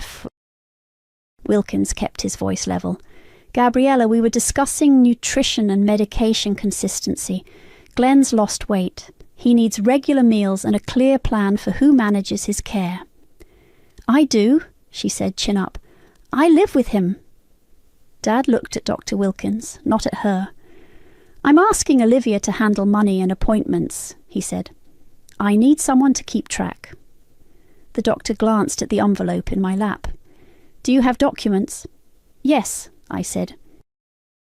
I laid the pages out on the counter, a durable financial power of attorney we'd filled in at home with the names blank to be signed here, and a new HIPAA release listing me so I could talk to providers without being the annoying daughter on speakerphone. I'd also called a mobile notary. She sat in the waiting room with her little stamp kit and a polite smile. Dr. Wilkins read the top page and looked at Dad. "You understand this gives Olivia authority to handle finances and talk to us about your care?" "I do," Dad said. "I want that." "I'll note in your chart that you've designated her as your contact," Dr. Wilkins said. He stood and opened the door. Let's bring in the notary. The notary checked IDs, slid signature tabs onto the right lines, and watched Dad sign with his slow, careful hand. She stamped with a satisfying clunk. We did the HIPAA release next. Gabby's foot tapped fast and hard against the linoleum. "You can't just cut me out," she said when the notary packed up. "No one's cutting you out of being his daughter," I said, "but you're not in charge of his money anymore. That starts today." After the appointment, we drove to Dad's bank branch on Wilmington. A personal banker walked us through setting up online alerts to my email and phone, turned on view-only access under their account sharing feature so I could see transactions without being able to move money, and removed Gabby's login and her name from the authorized inquiry list. We revoked all third-party payment authorizations, Venmo, Zelle, and the banker printed a form letter to block any future ACH pulls from Venmo. We changed the account password. Dad signed every page, steady. In the parking lot, I sat in the driver's seat with the windows cracked and called Venmo to delink his account while Dad listened. When the rep asked why, I said, "Unauthorized transfers to a non-household member." She read me the script about monitoring and confirmed the bank had been removed. I felt a knot I didn't know I'd been carrying loose in one click. Back at the house, I screwed a small key lockbox to the underside of the porch rail and put a fresh spare inside. The code is 4 numbers that only Dad and I share. I wrote them on a sticky note in my phone case until they felt automatic, then tore the note up. I updated the Kroger account to porch drop-off, bought a cheap cooler, and left it by the mat with ice packs, inside for hot days. On the fridge, I taped a clear Ziploc labelled receipts next to the food log. Simple, boring systems, the kind that don't care if anyone is mad. I typed up a 1-page letter and printed 3 copies. At the top, move-out notice and repayment plan. It wasn't poetry, it was dates and amounts. I listed the card charges that weren't groceries, the Venmo transfers to Nasir, and the total. I proposed a repayment plan in monthly chunks that wouldn't crush her if she got a regular job. The move-out date was 30 days from Friday. Dad signed the bottom, his handwriting small but certain. I signed as the contact for questions. I added a second page with information about caregiver training programs at the community college and a home health aid certification course I found through the county. If she wanted to do this as a job, there were legitimate ways. When Gabby came in from the back, I handed her the envelope. "Read this," I said. "We'll talk at 6. She ripped it open and scanned, then looked up with a bark of laughter. "I'll lawyer up," she said. "You can't evict me." "You can't make me pay." "It's Dad's house," I said. "He's asking you to move out. If you don't, we'll go through the legal eviction process. The repayment plan is an offer. If you don't agree, we'll file in small claims. It's records and math." She rolled her eyes, but I saw the flicker when she hit the list of transactions with dates and times. The salon, the wine, the midnight takeout, the 4 rent transfers to Nasir. The totals were neat on the page, not the vague hand-waving of a group chat. At 6 she didn't show. At 6:40 she came in, put the letter on the table without sitting, and said, "You're cruel." "I'm organised," I said. "Sign the repayment plan, and we'll avoid court. If not, we'll see a judge in a month." She left without signing. I sent the letter by certified mail the next morning and put a copy in my folder. I gave Dad a hug at the door, then reached back and locked it behind me. Habit. A month later, I sat on a hard bench in a beige room while a magistrate looked at the same paper I'd put on our kitchen table. Gabby didn't make her first payment by the due date, so he entered a judgment and set up wage garnishment through her new job. No theatrics, just a stamp, a signature, and a calendar reminder on my phone. Look for the first deduction in 2 weeks. We changed the locks the day after the judgment, not out of spite, but because it was practical. Dad signed the work order, sat with his leg up and watched the locksmith swap out the deadbolt and knobs in under 20 minutes. I pulled the old chain off the inside of the door with a screwdriver, 2 tiny holes left like pinpricks, and set the screws in a bag in the junk drawer in case Dad wanted them back. He didn't. I put 2 new keys in the lockbox under the porch rail, reset the code and handed one to Clyde over the fence. "If the porch light goes out, text me," I told him. "If you see anything weird, text me. I keep an eye," he said, like always. That night he did text, a photo of the porch light on with a thumbs up, and it felt like a neighbourly oath. Remington's last home visit was the following week. He came in with his clipboard and that tired van parked at the curb and ran Dad through the routine one more time. Heel slides looked smoother. The food log on the fridge had actual entries instead of my hopeful headings. Eggs, sandwich, oatmeal, banana, soup. Dad had even learned to make a check mark without making it look like he was doing a test. "Blood pressure's steadier," Remington said after the cuff deflated. He flipped back through his own notes. "Keep eating those eggs. Walk to the mailbox and back twice a day if the knee allows. And hydrate before you stand." Dad grinned. "I can do that," he said. He looked proud of his own body again, like it wasn't a puzzle. Remington shook my hand in the entry. "I'm discharging him," he said low. "Call the office if you need outpatient. My note reflects the nutrition piece and missed meds prior. You did right by him." "That helps," I said. It did. With Gabby gone, her move-out date came and went without a scene. Just 2 trips to a borrowed pickup and a text asking if a box had been left behind. The house settled. I left the cooler on the porch and drivers dropped groceries there without the awkward door dance. Receipts went in the Ziploc next to the food log. The budget lived in the kitchen desk, dog-eared now, with a pen clipped to it. My Tuesday lunch break turned into Scrabble and a lap around the block if the weather was decent. Dad started putting down tractor and rinse, and then crowing when he hit a double word. "Feels different," he said on one walk, checking the mailbox like it might bite him. "Quieter." "Quieter is good," I said. The wage garnishment started without fanfare. The court mailed the order.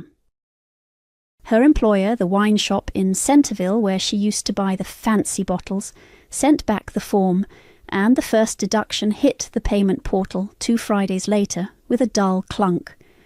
No courtroom drama, just a line item on a screen and a smaller number on someone's paycheck. Gabby texted when she saw it. "This is cruel." I sat in my car in the bank parking lot and typed, "It's the plan you wouldn't honour. When you're ready with receipts and boundaries, we can talk." She didn't respond. I put my phone down and went inside to have the teller print a copy of Dad's current balance for his folder, because he likes paper you can hold. We had an intake call with the social worker Officer Bates had recommended. She didn't come to the house. She asked questions over the phone and mailed us a list, meal delivery options if we needed a backup, caregiver resources, adult day programs we didn't need yet. I put the packet in the desk behind the budget. Dad said he liked having a plan in a drawer even if we never touched it. He apologised one afternoon without looking at me. "I should have seen it sooner," he said, fiddling with a Scrabble tile until the letter wore smooth under his thumb. "I hate that I let it get that far." "There's enough blame to go around," I said. "I'm done carrying it." I meant it. Blame didn't clean a fridge or get a pill into a hand at the right time. Small things added up to normal. Clyde texted a photo of a raccoon on the porch and we laughed about it. The doorbell rang at 9:12 one morning and the driver left eggs and a note that said, "Have a nice day." Dad opened the container before I could and ate a hard-boiled egg with salt like it was dessert.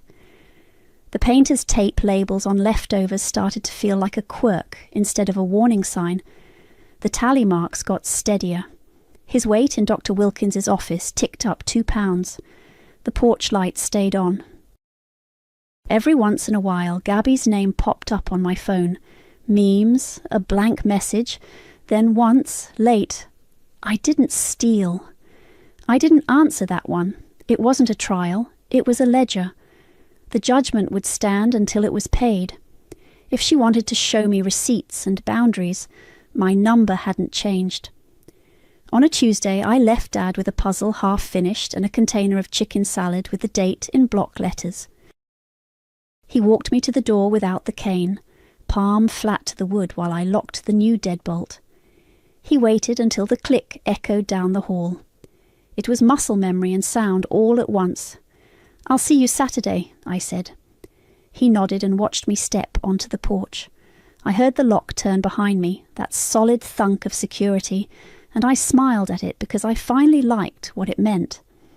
Then the knob turned and the door swung open again. Dad leaned out, eyes crinkled. "In case you decide to drop by," he said, and laughed at his own joke. He left it unlocked until I reached the car, then shut it and locked it with a neat, confident turn. At 6:03 a.m, my apartment door rattled like a shopping cart hitting a crack, and then Jocelyn and Pierce tumbled in, trailing cereal dust and cold air. Kylie leaned in behind them, hair already smoothed into a work bun, and sing-songed, "You're a lifesaver," like it was a magic word. Then she dropped my spare key on the entry table and bolted down the stairs before I'd even found my voice. "My name is Peyton. I'm 27. I work opening shifts at a discount chain on the east side, and I live alone in a small one-bedroom that smells like last night's coffee.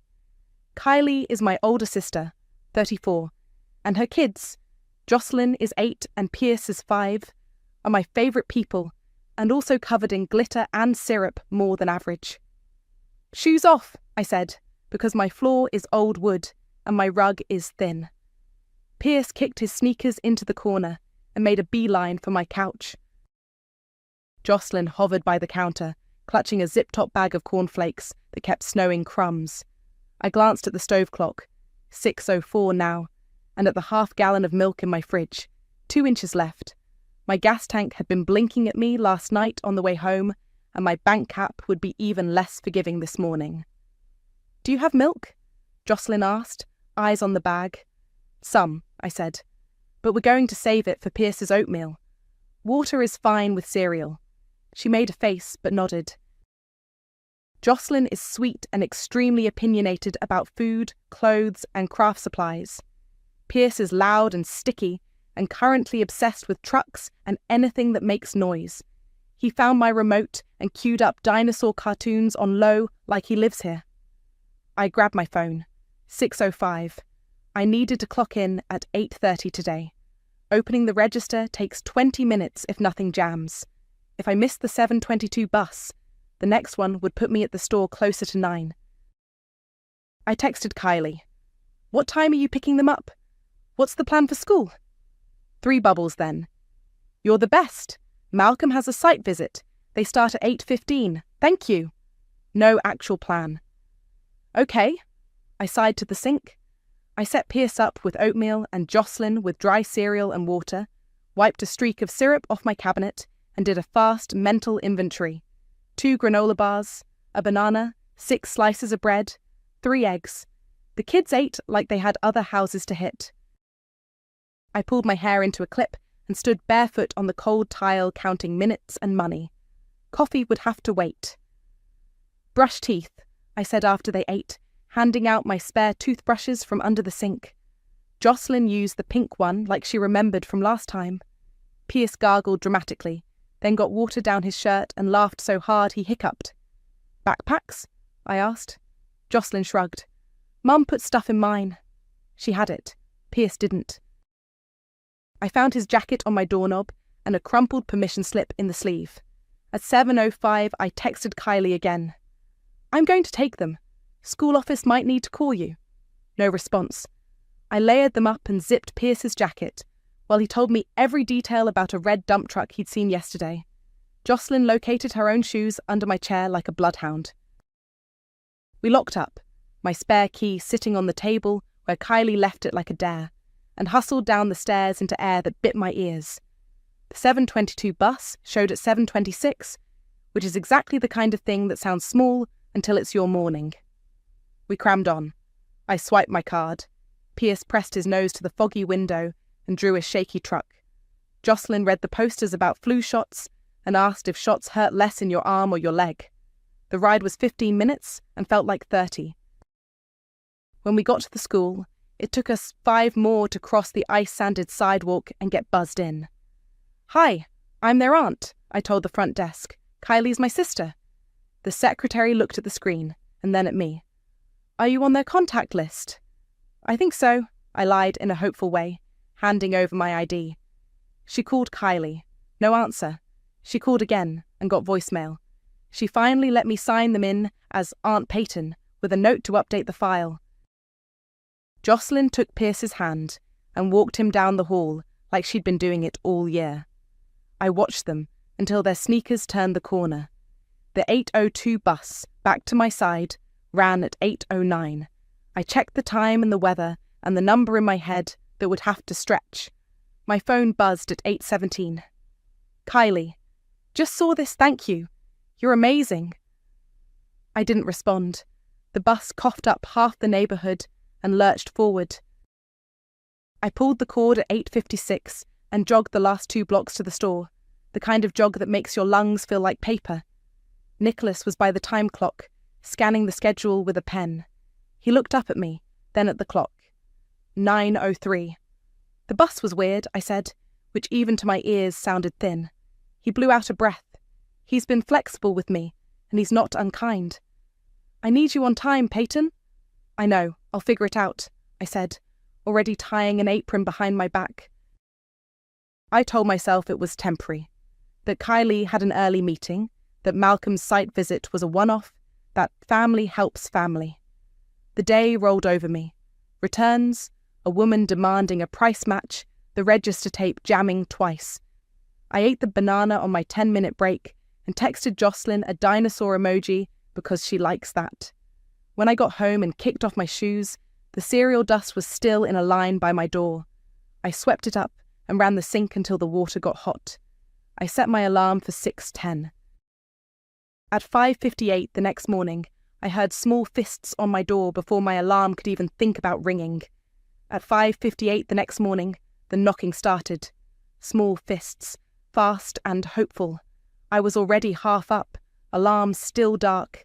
The deadbolt turned, the door creaked, and cold air slipped under my socks as Jocelyn and Pierce came in like a weather system. "Hi, Aunt Peyton," Jocelyn said, polite and out of breath. Pierce yelled, "Truck show!" and beelined for the remote.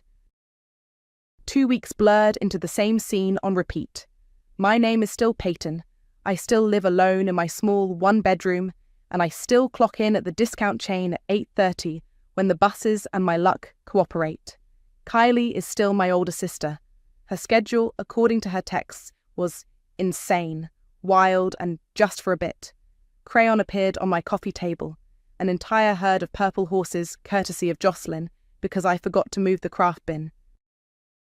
Dinosaur cartoons lived on the lowest volume my TV would allow. I bought the kind of snacks I'd usually skip. Applesauce pouches, granola bars, crackers in tiny bags. The kids ate like locusts, in the charming way children do when they're not the ones paying. My fridge took the hit and didn't bounce back. On the 4th morning, Pierce knocked a full cup of apple juice straight down the front of my work shirt. He froze, lip wobbling. "Sorry," he whispered. "It's okay," I said quickly, pressing a dish towel to the sticky spread while my stomach went hot. I put him in charge of napkins and jogged to my bedroom. I pulled on the only other clean shirt I had, a faded company tee that was supposed to be for stockroom days, and sprayed the smear on the nice blouse with dish soap. At the store, I changed in the bathroom and tucked in my hair in the mirror like normal people don't notice juice, and I swallowed the spike of panic that came with that kind of start. On the 7th morning, I called Kylie while I stood at my sink counting pairs of socks and minutes. "Hey, can you text me the night before?" I asked. "Just a heads up so I can plan. And what time you'll pick them up?" "You're the best," she chirped. In the background, I heard a blow dryer and Pierce's laugh, which meant she was probably already in her car. It's just for a bit. Malcolm has a lot of site stuff. I owe you. Okay, but I need to know. I have to catch a bus. You're amazing, Pay, she said, and hung up. At work, Nicholas pulled me aside after I slid in at 8:41, breathless and apologetic for the third time in a week. He folded his arms and picked his words like he didn't want to bruise them. I like you, he said. You're good with customers, but the next tardy is a write-up. I can't keep moving brakes and opening without you. I know, I said, because there wasn't a better answer. I'm figuring it out. He nodded, not unkind, and handed me the roll of register tape that always knows when to jam. I bought a backless booster seat from our own aisle on my lunch, standing there with a red sale tag in my hand, doing the math. $24.99 minus my employee discount still felt like an amount my wallet would feel for days, but if I had to drive Pierce anywhere, it wasn't optional. I paid and carried it home after my shift on the bus, like a weird purse. On a Tuesday, the school called at noon while I was restocking batteries. This is the front office. Jocelyn forgot her lunch, and Pierce says his tummy hurts. We tried Kylie. I looked at Nicholas. He looked at the clock, then at me. Go, he said. 10 minutes, use your break. I took an Uber there and back because the bus would have eaten the hour. $17 plus tip because the driver had water and didn't blink when I asked him to wait. At home that night, I stood in front of my open fridge and wrote in my phone's notes like it was a ledger. Groceries, $41.38. Gas, $20, because I finally put a little in so the light would stop giving me anxiety. Uber to school pickup, $17, plus the booster, $24.99. Pierce's favourite applesauce, $5.79. Bread, milk, eggs. The numbers piled like crumbs on my counter. The mornings didn't get earlier, but they got stickier. I kept a pack of baby wipes by the door for cereal dust. Jocelyn started asking if I had glitter glue, and I said no, twice, and then bought a tiny bottle because she smiled like a person reopening a present when she saw it. Pierce learned how to whisper shh, shh, shh at the TV when I held a finger to my lips and pointed at the wall we share with a neighbour who works nights. Some days Kylie texted me, be there at 3, and showed up at 4:10 with breathless apologies and mascara like she'd had a day. Some nights, Malcolm did pick up, apologising in the doorway, hands spread. We're slammed, like that was currency. The second Friday, I was on time all week by sheer force and one lucky bus connection, and Nicholas let his shoulders drop when he saw me counting out drawer cash at 8:21. Good, he said, and I felt it like approval from a teacher you actually care about impressing. Back at home that night, I emptied my pockets of receipts into a manila envelope I labelled with a strip of masking tape. Kids. I looked at the pile, then at the notes app, then at the door where little fists had started my days. If I'm paying, I'm counting, so I started tracking everything. By the end of the second week, the cereal dust was a permanent line by my door, and my notes app looked like a grocery receipt that never ended.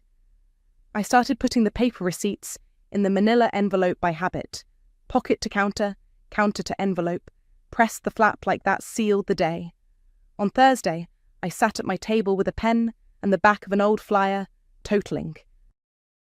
Groceries, $41.38 the first week, $28.12 the second because I'd stretched and bought store brands. Milk, $3.79 twice. Applesauce, the good kind Jocelyn will eat, $5.79. Bread, eggs, bananas. The booster seat, $24.99, minus my discount. Gas, $20 to kill the dashboard anxiety. Bus fares for me, plus an extra day I had to double back. The Uber to the school, $17.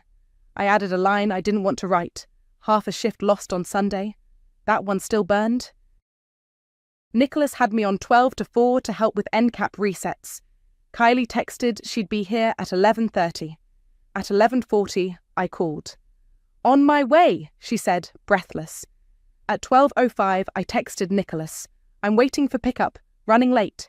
He sent back a single at 12:10.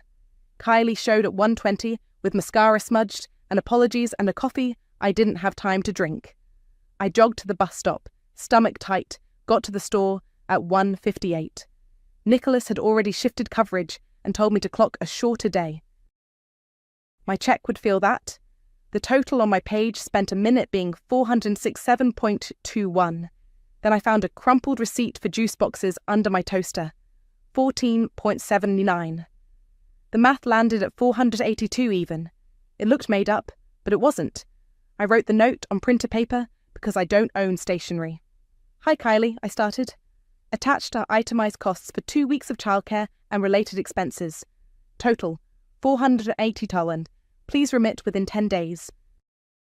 I'm happy to discuss a regular rate and a schedule going forward. I printed my phone number and my Venmo handle, then folded it around the copies of the receipts and the list. I put it all in an envelope and addressed it to their house. I put my return address on it because I wanted it to look like mail that mattered.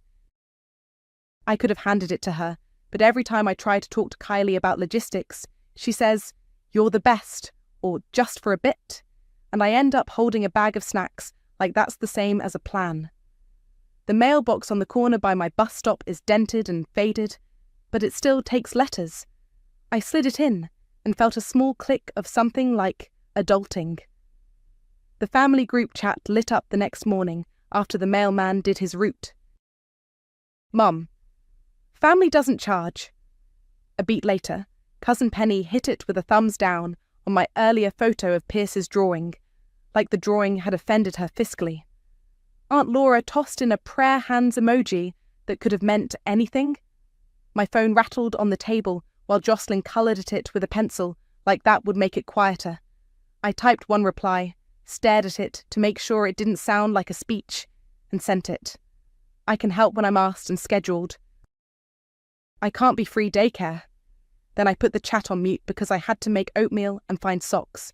Kylie texted separately. Why would you mail this? We can talk. I stared at that and felt my jaw click. I want a paper trail, I typed, then deleted it. I sent, I need this to be clear. She didn't respond. Malcolm texted a shrug emoji and, we'll chat tonight. He didn't. I kept the mornings moving. Jocelyn asked if I had glitter glue again, and I said we were using markers today because my coffee budget had already turned into their craft budget. Pierce told me the names of every truck on his cereal box and then tried to make the box into a hat. I showed him how to tuck the flaps so it stayed on. At work that afternoon, Nicholas watched me clock in on time and gave me a pointed nod. I nodded back. We had a system. He didn't ask. I didn't overshare. The register didn't jam, which felt like grace. On my 15, I stood by the back door, the one that smells like cardboard, and scrolled Mum's texts. In my day, we just pitched in. It's not forever. Your sister is under a lot of pressure. I thought about the banana I'd stopped buying for myself because Pierce would cry if there wasn't one for him, and I put my phone back in my pocket. That night, I took the manila envelope out and added the Sunday half shift as a sticky note on top because it felt like it deserved its own flag. I dated it, drew a little line, and wrote, "Invoice sent, 10-day due." I also made a second thing, more for me than for her, a 1-page list of what I needed if this wasn't going to drown me. Notice the night before. Pick-up times that stick. No drop-offs before 8 a.m. unless we talk. A rate that lets me buy milk and not wince. I didn't put a number on it yet. I just needed to see that there was a shape to this. I started leaving the bottom lock on and the deadbolt off in the mornings because the knocking woke my neighbour, and I have to live here after this. When I heard the little fists, I'd take a breath, unlatch and open. At 6:03 the next morning, the doorknob turned again. At 6:03 a.m, the knob turned and thudded against the chain I'd latched across my door. The gap opened 3 inches, enough for a slice of cold air and Kylie's voice. "Peyton, can you—" "Hold up," I said, heart going but hands steady. "We need to talk." Jocelyn's eye appeared in the gap under Kylie's elbow, then disappeared. Pierce's sneakers scraped on the hall carpet. I slid 2 papers through the space, a copy of the invoice I'd mailed, and a one-page babysitting agreement I'd typed and printed at the store during my break yesterday. Kylie took them like they were menus. "What is this?" "Itemized costs for the last 2 weeks," I said. "And going forward, hours, $12 an hour, cancellation fee after 7 a.m, no drop-offs before 8 without notice. Text me by 7 the night before so I can plan. Prepaid." She let out a breathy laugh that wasn't funny. "Don't be dramatic, we're family?" "We are, and I'm at work at 8:30 most days." I nodded at the agreement. "This lets me say yes without losing my job or my groceries." She scanned the page in the way people skim, not read. "I'll look later. We're late right now. Move the chain." "Not before 8 without notice," I said, feeling the words click into place inside my mouth. Behind her, Pierce said, "I'm cold," which made me wish I'd never heard the concept of consequences. Jocelyn shifted from foot to foot and didn't say anything. Her silence has weight. Kylie's eyes went flat in a way I know means she's already moved to the next thing. "Pay," she said, tone softening like that would sway me. "Please, I have a big morning." "So do I," I said, which was true in the way that getting to keep my job is big. She pressed her palm to the chain, then angled her shoulder, testing the give. "You're the best," she said, the phrase that has been the oil she uses on every hinge. Then she made a choice I recognized from childhood. She leaned back, smiled, and said, Okay, like we were done. My grip lowered a hair. I slid the chain back, intending to hand her the papers properly.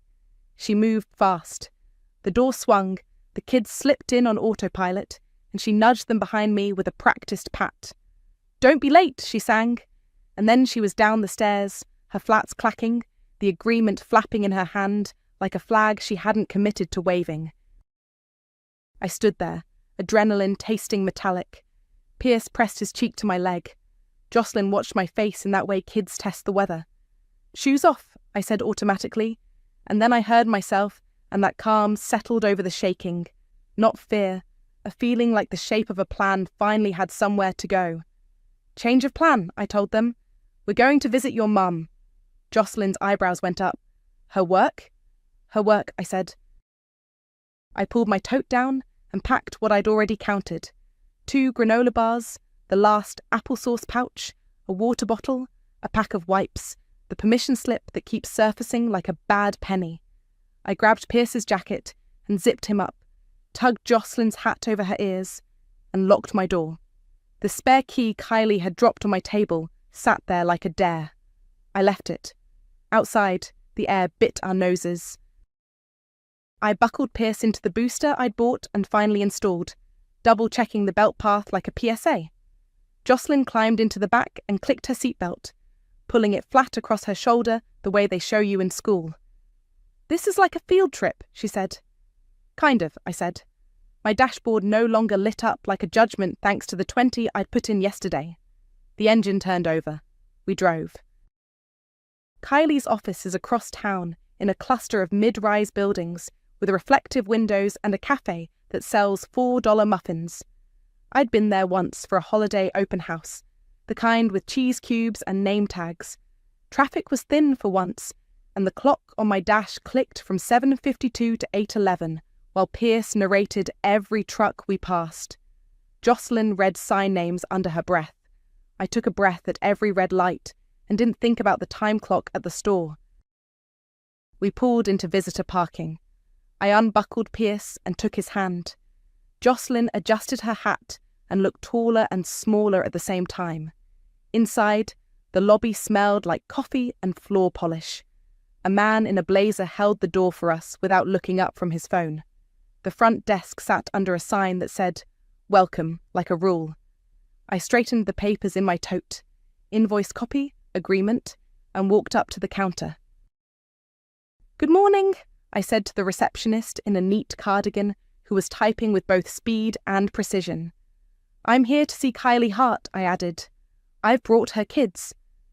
The receptionist looked up, smile practiced and warm. Her nameplate said Caitlin. She glanced at Jocelyn and Pierce, then pointed to a printout taped to the plexi shield. No minors unattended in lobby. They're with me, I said. I'm their aunt. I need to see Kylie Hart. Caitlin's expression didn't change, but her voice shifted into the tone people use when they have to say no for a living. I understand. We also have an internal policy about non-employee minors on site. She picked up the phone. Let me page Miss Hart. She dialed, waited, nodded to something I couldn't hear. While she was on the line, I texted Kylie. We're in your lobby. I brought the kids. Pierce pressed his palms to the glass and watched the elevators reflected in it. They dinged soft dings every time they landed. 1, 2, he counted. Jocelyn read the building directory out loud in a whisper, testing the names. Caitlin set the phone down.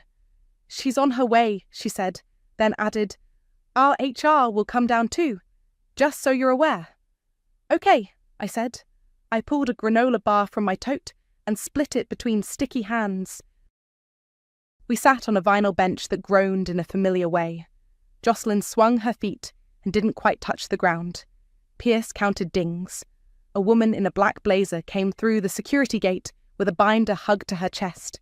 She moved like she knew all the rules and how to explain them. Hi, she said to me, then to the kids, then back to me. Sarah, HR. Peyton, I said. Their aunt. Her eyes flicked from me to the kids and back like a metronome. She nodded toward the printout on the desk. Building policy is no unattended minors in common areas, she said. Company policy is no employee minors on site during working hours, including the lobby. Liability. We're waiting for Kylie, I said. I know, she said, and her tone wasn't unkind. We'll get her, but they can't wait here. She'll need to sign out and take them off premises. I nodded. That was the point. Kylie arrived fast and flushed, laptop under her arm, hair already breaking out of its bun, like the day had started without her permission.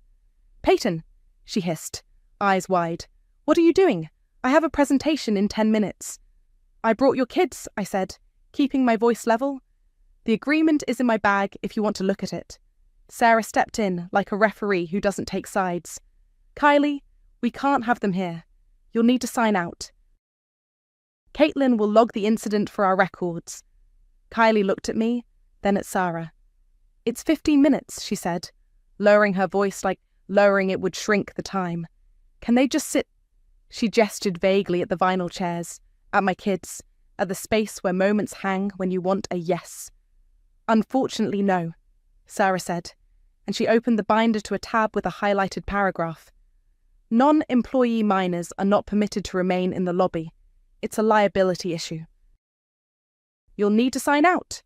A man in a navy suit appeared behind Sarah, coffee in hand. He took in the scene in one sweep. Me, the kids, Kylie's face, the binder. Marco, he said to me, offering a quick nod like we were all people. Then to Kylie. We'll reschedule. Please handle this. Kylie's mouth opened, then closed. She looked at her laptop like it might jump in and present itself. Marco already was turning back toward the elevators. Email the client. Loop me, he said over his shoulder. Not unkind. Just moving. Caitlin slid a clipboard across the counter. Sign-out sheet, she said. Still polite. Still a little sorry for everyone. Initial here that you're leaving the building. Kylie signed, pen scratching. This is ridiculous, she muttered, not to anyone in particular. It's the policy, Sarah said, and she clipped the binder closed. We'll follow up later about documentation. Pierce tugged my sleeve. 4, he breathed. There's 4 dings. Good counting, I said. I broke off the last of the granola bar. Jocelyn watched Kylie's pen, then watched Sarah's face, then looked at me. Her questions lined up behind her eyes like people at a bus stop. Kylie shoved the clipboard back and crouched by the kids. Shoes, she said to no one, then to Pierce. Buddy, up we come. She glanced at me. I'll call you. I reached into my tote and handed her the folded papers. Invoice copy, agreement, without making a speech. This explains what I can do, I said. Text me by 7 the night before. Prepaid. She took them like they were heavier now. You couldn't just... She looked around at the lobby, at Caitlin pretending privacy, at Sarah waiting. Okay, she said flatly, and she stood. We walked to the exit together because there wasn't any other path. Outside, the air made Pierce gasp and laugh. Kylie lifted her chin toward my car. You drove? Yes, I said. Booster's in. She swallowed whatever comment she had and herded the kids toward the curb where she'd pulled up in the loading zone. I'll handle this, she said, echoing Marco without meaning to. She buckled Pierce in. Jocelyn slid into the back seat and belted herself without being asked. I went back through the revolving door. Sarah nodded at me. Thank you for cooperating, she said, like I worked there. We'll send Kylie a note. Okay, I said. Caitlin smiled, the kind of smile that gets people through a day. I sat down on the vinyl bench that still had our shape in it and listened to the elevators breathe in their shafts. My phone buzzed. Malcolm, incoming call. The family chat pinged twice. Mum, then Aunt Laura. I turned the screen face down and watched the lobby light change as the sun moved, counting dings with the empty air. I got home after the lobby and sat on my couch without taking off my coat. The quiet felt loud. I texted Nicholas. I'm not making it in. Family emergency, he called. I let it go to voicemail, then called him back so I didn't look like a coward. I'm sorry, I said as soon as he picked up. I had to take my niece and nephew to their mum's office. She had to leave with them.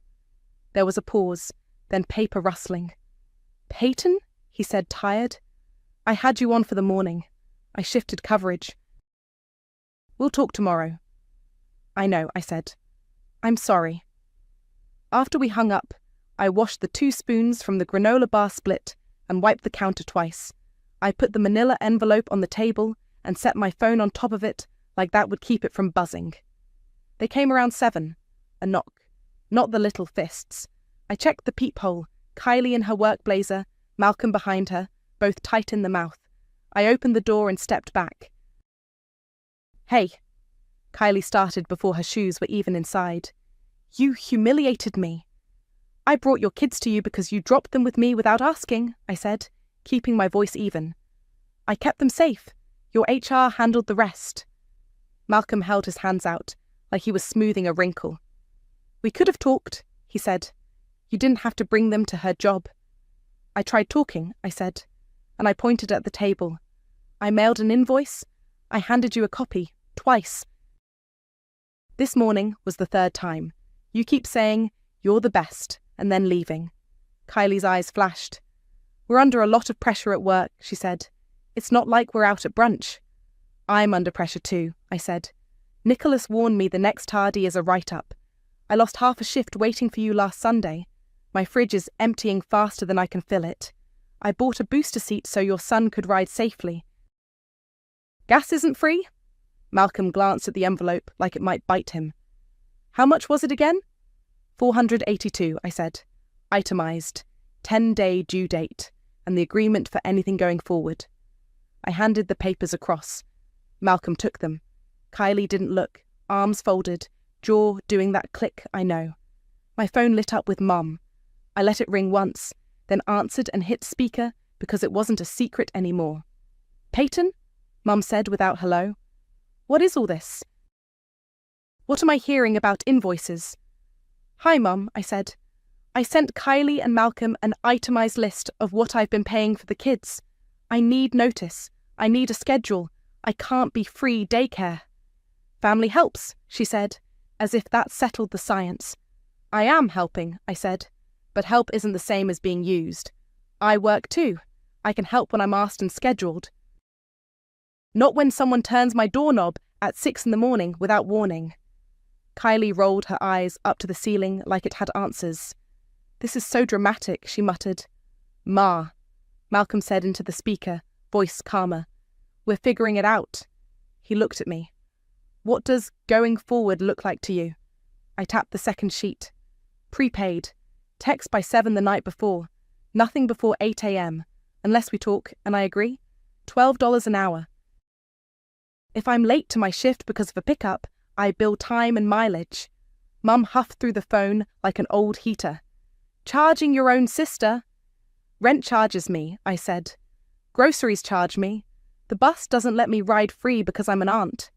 Malcolm nodded slowly, eyes scanning the numbers like a contractor estimating a job. Kylie's phone started buzzing on the table. She glanced down, saw the name, and stepped onto my hallway. It's Marco, she said, and took the call outside my door. Through the peephole window's soundless oval, I watched her talk. She paced 2 steps, stopped, pressed her hand to her forehead the way she does when she's getting feedback she doesn't want. Her voice didn't carry, but her face did. She put a hand on her hip, listened, said something short, listened longer. Then she hung up and came back in with her blazer suddenly too sharp on her. What did he say? Malcolm asked. She sat down at my table like her legs were tired. That they rescheduled the client, that Sarah will follow up about today's incident, and that I need to make sure it never happens again. Her voice was low and flat. He asked if we had childcare in place. I said we were working on it. We were quiet for a beat. The fridge hummed. Someone upstairs turned on a faucet. Kylie picked at the corner of the envelope like she might peel it open with her fingernail and find a different number. She didn't. She looked at me, and some of the fight slid off her face, leaving something else. We'll get you the $482 tonight, she said quietly. Malcolm nodded, already standing, already practical. ATM, he said. And the grocery store. He looked at me. You need anything else right now? Milk, I said, because we were being honest. And to be able to sleep until my alarm. He gave a short laugh that wasn't happy but wasn't hostile. Okay. Mum was still on speaker, softening from steel to something that could bend. If you kids are working it out, then fine. But we didn't do it like this in my day. In your day, the bus was a quarter, I said, and smiled so she'd hear it. I'll call you tomorrow. We'll be back, Malcolm said, pulling Kylie up by her sleeve. 15 minutes. They left, the door clicked, and I slid the chain out of habit. I sat at my kitchen table with the envelope and my phone and listened to the building breathe. The quiet felt like a truce. They came back at 9:30 on the dot, like they'd set an alarm. I saw the time on my microwave when the knock landed. 9:30, blue digits. I opened the door. Malcolm had a paper envelope with a bank logo, and Kylie held a grocery bag like a peace offering. Milk, Malcolm said, lifting the bag a little. And what we owe. Kylie's face was washed out from the day, makeup gone soft at the edges. She didn't reach for a hug. Can we come in? I stepped back. We sat at my kitchen table, the envelope in the centre like a test. Malcolm slid it to me. $482, he said. ATM gave us $480. We grabbed change at the store. I opened it. 20s in a stack, then a 5, 3 ones, and a receipt from the checkout with cash back 20 house circled in blue pen. I counted out loud because counting makes things real. 20, 40, 60. The numbers calmed my hands. When I hit $482, I looked up and nodded. Thank you. Kylie let out a breath I hadn't realised she was holding. I'm sorry, she said, and for once there wasn't anything hanging off the end of it. No explanation, no just. I've been treating you like a solution instead of a person. I'm sorry. I put the money back in the envelope and set it by the manila file on my counter. Okay, I said. Here's what I can do going forward. Malcolm leaned in a little, practical again. Lay it out. Text me by 7 the night before if you need me, I said. No drop-offs before 8 a.m. Prepay via the app. Venmo, the handles on the invoice. $12 an hour. If I'm late to my shift because I'm waiting on a pickup or running an errand for the kids, I bill time and mileage. I'll keep tracking and I'll send a weekly summary. Kylie nodded fast, like a student. We can do that. And, I said, looking at both of them, you don't let yourselves in. I need to wake up to my alarm sometimes. If I say no because of work, you find someone else or a backup plan. You don't turn my doorknob at 6 in the morning. Kylie winced, small but visible. Okay. Malcolm lifted his hands in that smoothing gesture of his. Do you want us to sign something? A written agreement? I've got one, I said, and I slid the one page from my folder again. He read it slower this time. Kylie actually followed with her finger, like she was making herself see the words. They both signed the bottom in my dollar store pen. It looked humble and, suddenly, official. Kylie glanced toward my door. Do you want the spare key? We don't have it. She caught herself, remembering. You have it. I put it on your table that first morning. I remember, I said. Just confirming. You don't have any copies? Malcolm shook his head. No. Okay. I stood, walked to the door, and pressed 2 buttons on my deadbolt keypad. The old code, then the new one. The lock beeped, a simple sound that made something in my chest settle. I tested it twice. Chain, deadbolt, code. New code stays with me, I said. If we set something up, I'll be at the door at 8. Otherwise, we plan like adults. No one cracked a joke. Malcolm nodded, solemn like we'd just framed a house. Kylie's mouth quirked like she wanted to argue on principle and couldn't find the argument. She reached into the grocery bag and pulled out the milk, set it on my counter, then pulled out a tiny bottle of glitter glue. For Josie, she said, a little sheepish. I didn't let myself melt all the way, but I couldn't help a small smile. We'll use it on Saturday if I'm on the schedule. You are, Kylie said quickly. We'll text you tomorrow by 7. She actually laughed, short and real. By 7. Malcolm pulled out his phone. What's your Venmo again? I pointed to the handle printed on the invoice. He sent a test dollar, and my phone buzzed on the table. I tapped accept. We'll put money in the night before, he said. 2 weeks at a time when we can. That works, I said. I picked up the envelope one more time, the weight of it surprising me, even though I knew the math. I slid it into the drawer with my rent cash. Kylie stood and hovered, like the next part required choreography. Are we okay? We're okay if we do it this way, I said. I can help. I want to help. But it has to be on purpose.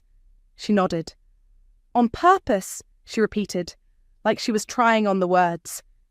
At the door, Malcolm handed me the receipt they'd circled and the pen they'd used to sign. We'll send the schedule tomorrow, he said. And thank you. Good night, I said. I waited until the hallway quieted, then slid the chain back on. I walked to the sink, put the milk in the fridge, and listened to the hum come back steady after the door closed. I changed the code one more time just to make it stick in my fingers, then set my alarm for 7:30 out of pure luxury. The apartment felt larger somehow, like the walls had moved back an inch. The glitter glue caught the light on my counter. For the first time in weeks, I sat without checking the time and let the quiet be just quiet. Boundaries, it turns out, make a particular kind of noise when they click into place.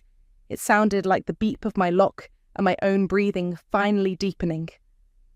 By the second week of doing it the new way, I woke up to sunlight instead of small fists. The night before, at 6:42, my phone buzzed with Kylie's text. Tomorrow, 8:30-12, prepaid sent. The Venmo ping hit a second later. I tapped accept, set my alarm for 7:45, and put bread and eggs on the counter, like a person who knows what her morning looks like. At 8:03, there was a knock. 3 light taps. I opened the door. Jocelyn grinned up at me with her hat already half off. What time is Aunt Peyton's house open? She asked, like it was a store with posted hours. 8, I said, smiling. You're right on time. Kylie stood behind them, hands in her coat pockets, eyes clear in a way I hadn't seen in weeks. Good morning, she said. We've got pickup at noon. Malcolm's on it, thank you. She caught herself and added, We'll be here at 12 sharp. Text when you're downstairs so I can meet you, I said. We did oatmeal, then glitter glue for 10 minutes on old envelopes. Careful with the cap, because I told Jocelyn it had to last. Pierce turned the empty oatmeal can into a garage for a toy car and whispered, shh, shh, at the TV when I pointed at the wall. They ate toast like it was a party. At 12 Akals, my phone buzzed. Here. We were zipped and ready. Malcolm took them with a wave, and I left for my shift without a pit in my stomach. Nicholas caught me at the time clock a few days later. "Good run," he said, eyes on the punch screen. "Keep it up." "I will," I said. I didn't tell him I'd changed my door code and my life, but I think he felt it anyway. Kylie followed through on her end. Sarah emailed her a summary of today's incident, that day in the lobby, and she had to sign an acknowledgement that she understood the policy.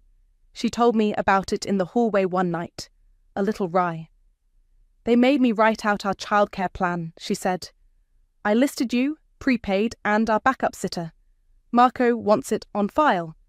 "Good," I said. "I'm happy to be on it." Not the only name. Mom called more than once during that stretch, sometimes while I was shelling eggs or standing at the bus stop. She softened into the new script.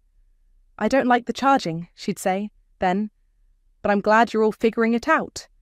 One Saturday, she stopped by with a bag of clementines and watched Jocelyn and Pierce glue sequins to a cardboard crown. "This is nice," she said, and her tone had changed from scold to something like relief. Not every day was tidy. One morning, at 7:59, my phone lit up with Kylie. I let it buzz out, my alarm still dark. At 8:01, I called back. "Hey." "Sorry," she said. "Last minute. Our sitter cancelled. Is there any chance you could take them now?" I checked my mental list like I check the bus schedule. "I can take them at 9 and keep them until noon," I said. "I have to be at the store at 1. Same rate." "If you need before 8 in the future, I need notice the night before." There was a tiny pause, and I could hear her deciding to respect the rule. "9 works," she said. "I'll send payment now." At 8:02, the Venmo ping hit. I set my alarm for 8:40 and made coffee. On the days I wasn't on duty, the door stayed quiet. On the days I was, the money landed the night before, and the knock came after 8. Jocelyn would ask, "Are we open?" And we'd both laugh. I kept the manila envelope with my receipts, but it got slimmer, because I wasn't buying emergency snacks every other day. My fridge had what I put in it for more than 24 hours at a time. The cereal dust line by my door disappeared because it never formed. One afternoon, Nicholas handed me the weekly schedule, and I saw my name slotted into the early shift Monday through Thursday. "Congrats on the streak," he said. "No write-up." "Thank you," I said, and meant it in a big way. Kylie and I found a new tone in the spaces between pickups. She texted me the week's needs on Sundays, 2 mornings, 1 afternoon, and paid ahead. Malcolm asked if I preferred gas cash or mileage on the app the one time I had to do a school run. "Mileage," I said, and he sent it before I pulled out of the parking lot. When they were late once, by 11 minutes, Malcolm texted, "Paying extra. Sorry," before I could look at the clock. The group chat quieted. Cousin Penny's thumbs down sunk under photos of Pierce's cardboard garage and Jocelyn's crown. Mum sent a heart. It felt like a truce built from normal days, not a big family summit. On a Tuesday, I woke to my alarm and the long, low hum of my fridge. My phone buzzed with a last-minute ask at 7:59, and I let it run to missed. At 8:01, I called back. "I can do 9, I said. "Do you want me?" "Yes," Kylie said. "Sending now." At 8:45, I opened my door on my schedule and let the kids in. Jocelyn held up a new pack of glitter glue like an offering. Pierce announced he'd seen a cement mixer. We locked the door behind them, and the beep of my keypad sounded like a boundary holding. I'm still their aunt. I'm still the person who knows which cartoon Pierce picks and how Jocelyn likes her toast. I'm also the person with a job, a bus to catch, and a door that opens when I say so. We didn't fix everything with one envelope or one morning in a lobby. We made a plan and kept it. It's unglamorous, like counting dings in an elevator, but it works. I opened the door, not as collateral, just family with hours and a little glitter on the counter that I chose. The living room at my parents' place glows like a hotel lobby most nights, Every lamp on, TV whispering to no one, kitchen light blazing even after the tea is poured. The lights don't bother April, the bills do. My name is Valentina Gonzalez. I'm 32, a medical billing specialist in Los Angeles. My sister April is 27. Our mom Tricia is 62, and our dad Hugo is 64. They live in a rent-stabilized two-bedroom on the second floor of an older building off Valley Boulevard. I keep a key on my ring from when I used to swing by after work to drop groceries. The building manager is Daryl, the guy who tapes notices to doors and fixes the stair light with a pocket full of screws and patience. Back in 2019, when Dad had surgery, I set up their electric and internet under my name with my auto pay. I was the one answering calls then, and it seemed easier. When Dad got better, we never switched the accounts back. It worked until early March this year, when April rolled in with 2 suitcases and a few weeks plan that turned into months. She told them she just needed to get on her feet. Mom wanted harmony. Dad hates drama. I didn't push. I kept bringing groceries, kept the auto pays going, kept reminding myself it was temporary. Then the electric crept up, the way it does when the thermostat slides down and the TV stays on. Groceries weren't just staples anymore. There were cold brew bottles and fancy yogurt and accidental DoorDash receipts on the counter. Dad's refill hit $94 last month, and I tapped my card without thinking, because that's what you do when you love someone and the pharmacy is closing in 10 minutes. It took me until the third, "Oops, can you cover this?" to feel something sour stick in my chest. It's late June, still light out when I get home from my own apartment in Glendale. I kick off my shoes, power my fan to drown out the traffic, and open my laptop. Numbers help. They sit still. I make a new spreadsheet and title it Family Admin. 1 tab for electric, 1 for internet, 1 for groceries, 1 for pharmacy. I start entering line items, dates, and amounts, the way I do at work when I untangle someone's deductible mess. Electric, May statement, $146.03. Electric, June statement, $181.05. Internet, May, $69.99 internet. June, $69.99 groceries, 6.4. Val, $112.40 groceries, 6.12. Costco, $84.15 groceries, 6.20. Superior, $63.87 pharmacy. Dad's refill, $6.9, $94.0 running total so far. $822.18. I scroll back through text threads, snag screenshots of receipts from my camera roll, and drag them into a folder on my desktop. I don't add commentary. The screenshots don't roll their eyes. April and I used to be good at splitting things. In high school, we shared a bus pass and a phone charger without keeping score. Lately, if I bring up money, she acts like I'm auditing her soul.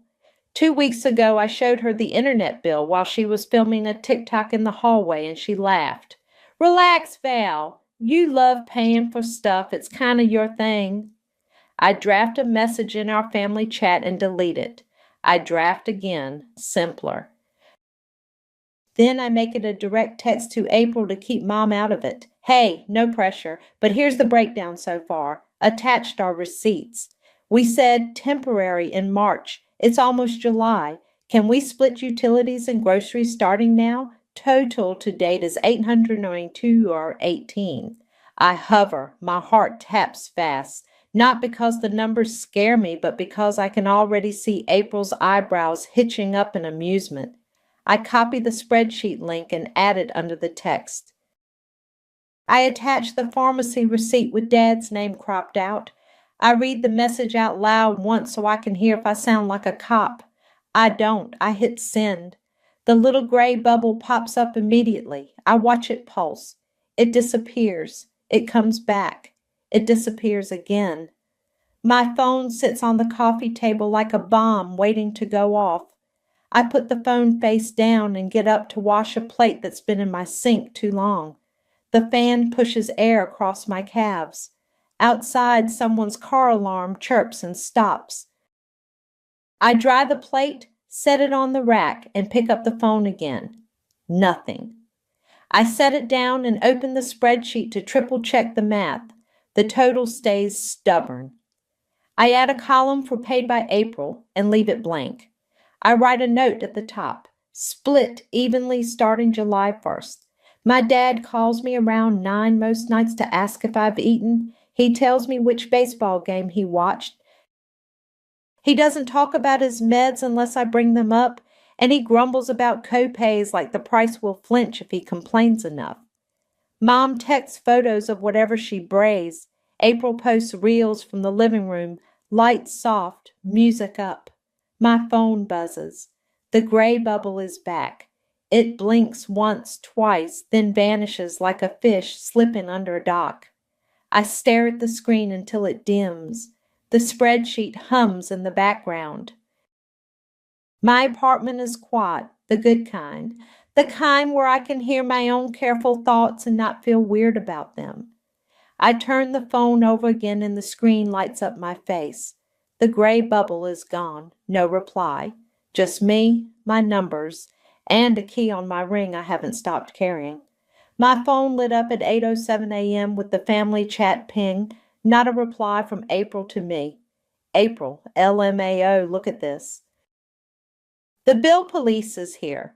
April, family admin spreadsheet and receipts attached. She dragged my line items into the group thread like a meme.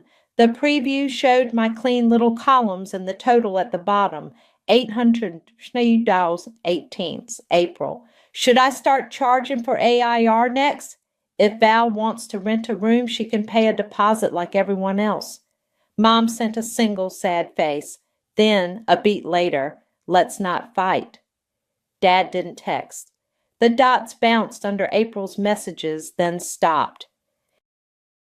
I was at my desk, coffee going cool by my mouse. My stomach did that small drop you get when an elevator jerks. I opened the thread and read it twice to make sure I wasn't overreacting. It was all there, my work laid out for laughs. I typed and erased and typed again.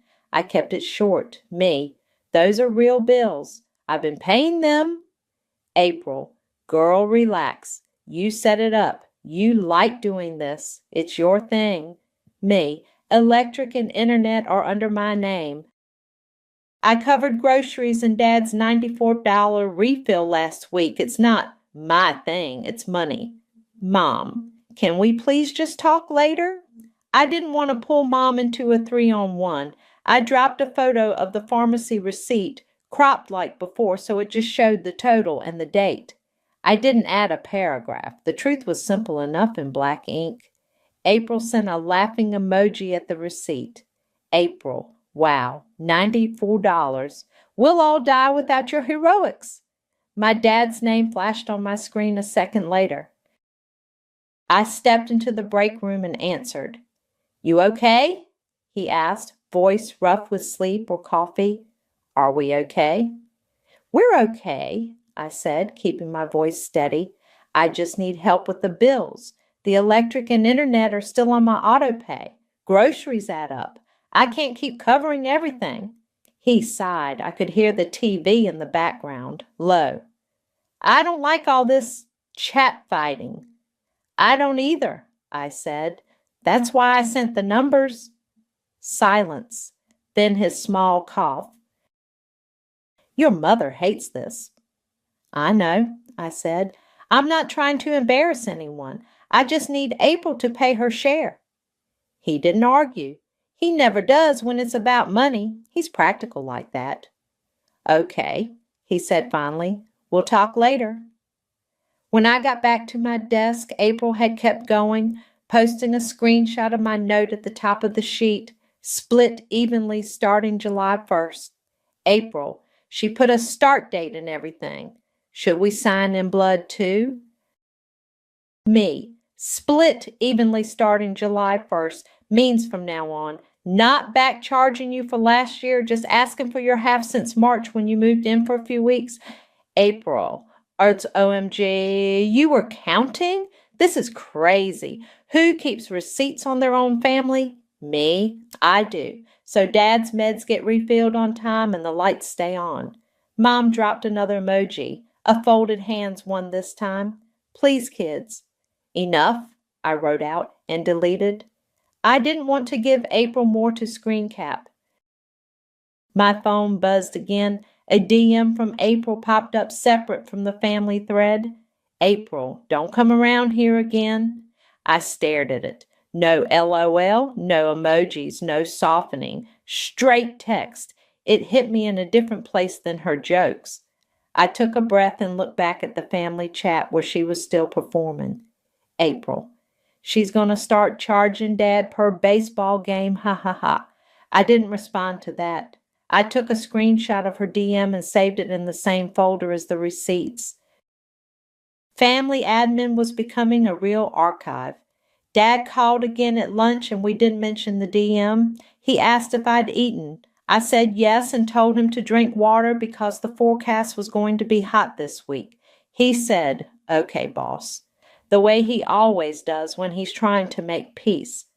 His voice sounded tired, not angry. At 3, Mom texted me separately. "Can you bring the aluminum pan back for the casserole? No rush." I typed, "I'll drop it by," and paused. The DM sat there in my head like a thumb on a bruise. I rewrote it. "I'll leave it with Daryl if no one's home."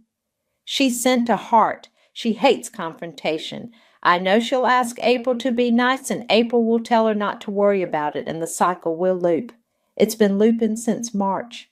On my way home, I stopped at the pharmacy to pick up a refill for myself, and the girl behind the counter recognized me from last week. "For Hugo?" she asked, and I shook my head. Not today. Back at my place, I made rice and an egg and sat with my laptop open to the spreadsheet. I added a notes column and typed calmly, June 27th. Asked April to split. Posted to family chat. I didn't text again. The room was quiet except for my fan and the occasional neighbor door shutting. The family chat didn't light up anymore. The DM sat at the top of my screen like a sign on a door. "Don't come around here again." The silence after that was louder than any fight. I believed her. Worse, I believed me. I put the aluminum pan in a paper grocery bag and drove over after work the next day. Traffic on Valley was the usual crawl, sun laying a glaze over hoods. I texted Mom when I parked. Me. "I'm dropping the pan. I can leave it with Daryl if no one's home." Mom. "I'm here." I walked up the stairs that always smelled like old coffee and pine sol. Daryl was in the first floor hallway with a ladder, swapping a buzzing tube light. He looked up and smiled like he always does. "Afternoon," he said. "Staying cool?" "Trying," I said. "You too." "Got a heat wave coming," he said, tapping the plastic sleeve of a bulletin near the mailboxes. The city's logo sat over a paragraph about hydration and checking on older neighbors. People run every fan at once and trip breakers. Happens every summer. I nodded and kept climbing. At my parents' door, I knocked, then stood back. April opened with her arms crossed like she'd been waiting behind it. The TV hummed somewhere behind her. Cool air hit my legs. AC or just the hallway draft.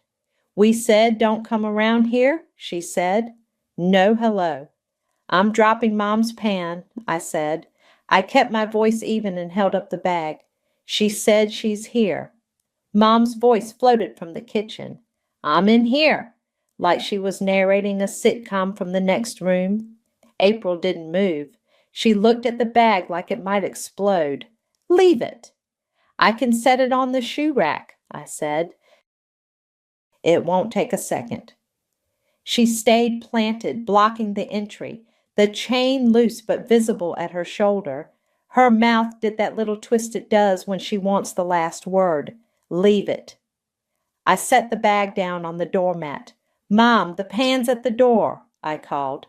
"Okay," came from the kitchen. Not closer, not braver, just okay. I glanced past April. The living room lights were all on, daytime bright. The air felt dense, like they'd shut all the windows to keep cool and it hadn't worked. Dad wasn't in view. The TV announcer's voice drifted. Baseball, probably.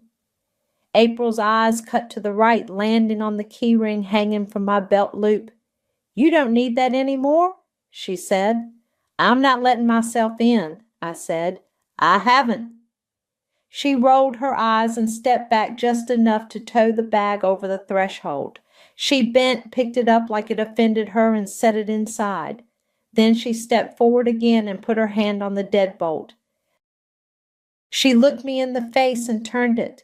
The metallic thunk landed in my chest. "Have a nice day," she said, and the tone meant the opposite. The chain slid over with a quiet scrape. I stood there a beat longer, not to make a point, just to let my heart beat slow. My key felt heavy on my ring. I raised my hands a little, palms out. "Text me if Dad needs anything," I said. "Dad's fine," she said, and closed the door. The deadbolt clicked again, or maybe that was in my head. I stared at the peephole eye for a second and then walked back down the stairs. Darryl was packing up his ladder. "You good?" he asked, like he asks everyone, mild and non-invasive. "Yeah," I said. "Dropped something off." He nodded. "If you need me, I'm around." In my car, I let the AC blow for a minute before pulling out. My phone buzzed with a text from Mom. "Thank you." No heart, no smiley, just the words. I typed, "You're welcome," and added, "I left it inside the door, so there'd be no excuse for confusion later." When I got home to Glendale, I kicked off my shoes and pulled my keyring free to put on the entry table. I caught myself rubbing my thumb over my parents' brass key without thinking. I set it down next to my own and took a photo of it, timestamp visible. It felt ridiculous and also right. Documentation helped me breathe. I opened the family admin folder and added a screenshot of April's "Don't come around here again." I took a screenshot of my text to Mom about the pan and dragged it in too. Then I added a note to the spreadsheet, June 28th, returned pan, blocked at door, deadbolt turned. I lay on the couch and stared at the ceiling. The fan chopped the air. The apartment smelled faintly like the detergent I'd used that morning. I rehearsed. If the Wi-Fi goes out and Dad calls, I'll say I'll help, but we have to split the cost going forward. If his refill gets tight again, I'll say I'll pick it up and we'll settle up at the end of the week. No drama, no speeches. Short sentences I can say even with my jaw clenched. My phone buzzed. The weather app banner slid down with a bright orange stripe. Excessive heat warning in effect Saturday 10 a.m. to Monday 8 p.m. Stay hydrated. Limit outdoor activity. I pictured the second floor apartment, sun stuck on the long east wall, the squeaky window unit in the bedroom that never quite kept up, Dad on the couch with a damp towel on his neck pretending he wasn't dizzy. I pictured my own living room with the steady vent AC and blackout curtains, and the fans I could set wherever he sat. I added one more line to the spreadsheet notes, heat wave forecast. Check in with Mom and Dad tomorrow. Then I turned the phone face down and let the fan do its small, honest work. Boundaries work both ways, I told myself. If April wants control, she can take the bills that come with it. I stared until the ceiling blurred, listening to my building settle and the street outside go quiet. Friday started with the heat already pressing at the windows. I got to the office early, opened my laptop, and pulled up the draft I'd written the night before. Hey. Receipts attached. Your share is $1,826 due by Friday at 5 p.m. After that, I'll file in small claims. Summer slid into the chair next to me with her iced coffee and scanned it. Clear, not cruel, she said, tapping the screen. Attach the receipts in the spreadsheet link. Don't add 10 more texts. I won't, I said. My hand still shook a little. I added the link, attached the PDFs, and hit send at 8:42 a.m. Then I opened the electric and internet portals and turned off autopay for both. Not canceling service, just the automatic payments. I took screenshots of the confirmation pages and dropped them in the family admin folder. At lunch, I called Mom. "It's going to be bad this weekend," I said. "Come stay with me. I'll pick you and Dad up Saturday morning." She hesitated a beat. "April." "This is about the heat," I said. "You know how Dad gets lightheaded. My AC works. I'll bring him back Sunday night or Monday morning." She exhaled. "Okay." "We'll pack a small bag." Dad got on the phone. "I don't want any trouble," he said, quieter than usual. "No trouble," I said. "Just cold air and TV?" I could almost hear his shoulders drop. By 3, no reply from April. The family chat was quiet too. I clicked her Instagram out of habit and watched a story of takeout containers stacked on the coffee table, a ring light glowing in the corner, lips mouthing along to a song I didn't know. The living room looked the same as always, every light on. At 5:01 p.m., I added a line to my spreadsheet. June 30th, payment not received. Text sent with deadline and small claims notice. I closed my work laptop and walked out into air that felt like a hairdryer. Saturday at 9:30 a.m., I pulled into my parents' lot with a cooler full of water and cut fruit. Darryl was in the courtyard adjusting a sprinkler. He gave me a nod. "Hot one," he said. "Yeah," I said. I didn't linger. Mom met me at the door with a canvas tote and a little rolling suitcase. She wore one of Dad's baseball caps and had her eyebrows drawn on a little lighter than usual, the way she does when she's tired. Dad followed with his Dodgers shirt and his pill organizer in hand like a passport. April wasn't in the doorway. I could hear the bathroom fan. "We'll be back tomorrow," I said loud enough for anyone in the back rooms to hear. "Text if you need anything." "Okay," Mom said too quickly and squeezed my arm. In the car, Dad buckled in and immediately put his cap over his eyes. "Where are we going?" he asked like he didn't know. "Glendale," I said. "My place, AC, baseball." He nodded. "Good."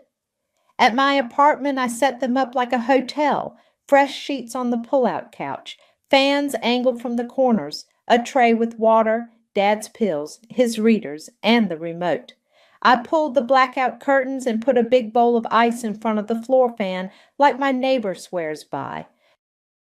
Mom wandered into my kitchen and stood there like she didn't know what to do with idle hands. "Can I chop something?" she asked. "Sit," I said, handing her a cold towel. "We'll order stew next week. Today is rest day." The AC breathed steady. Dad found the game and settled, ankles crossed. He took his meds on time without me saying anything. I texted April, "Mom and Dad with me until the heat warning lifts. Back tomorrow night." I sent it plain, no punctuation that could be read as attitude. No reply.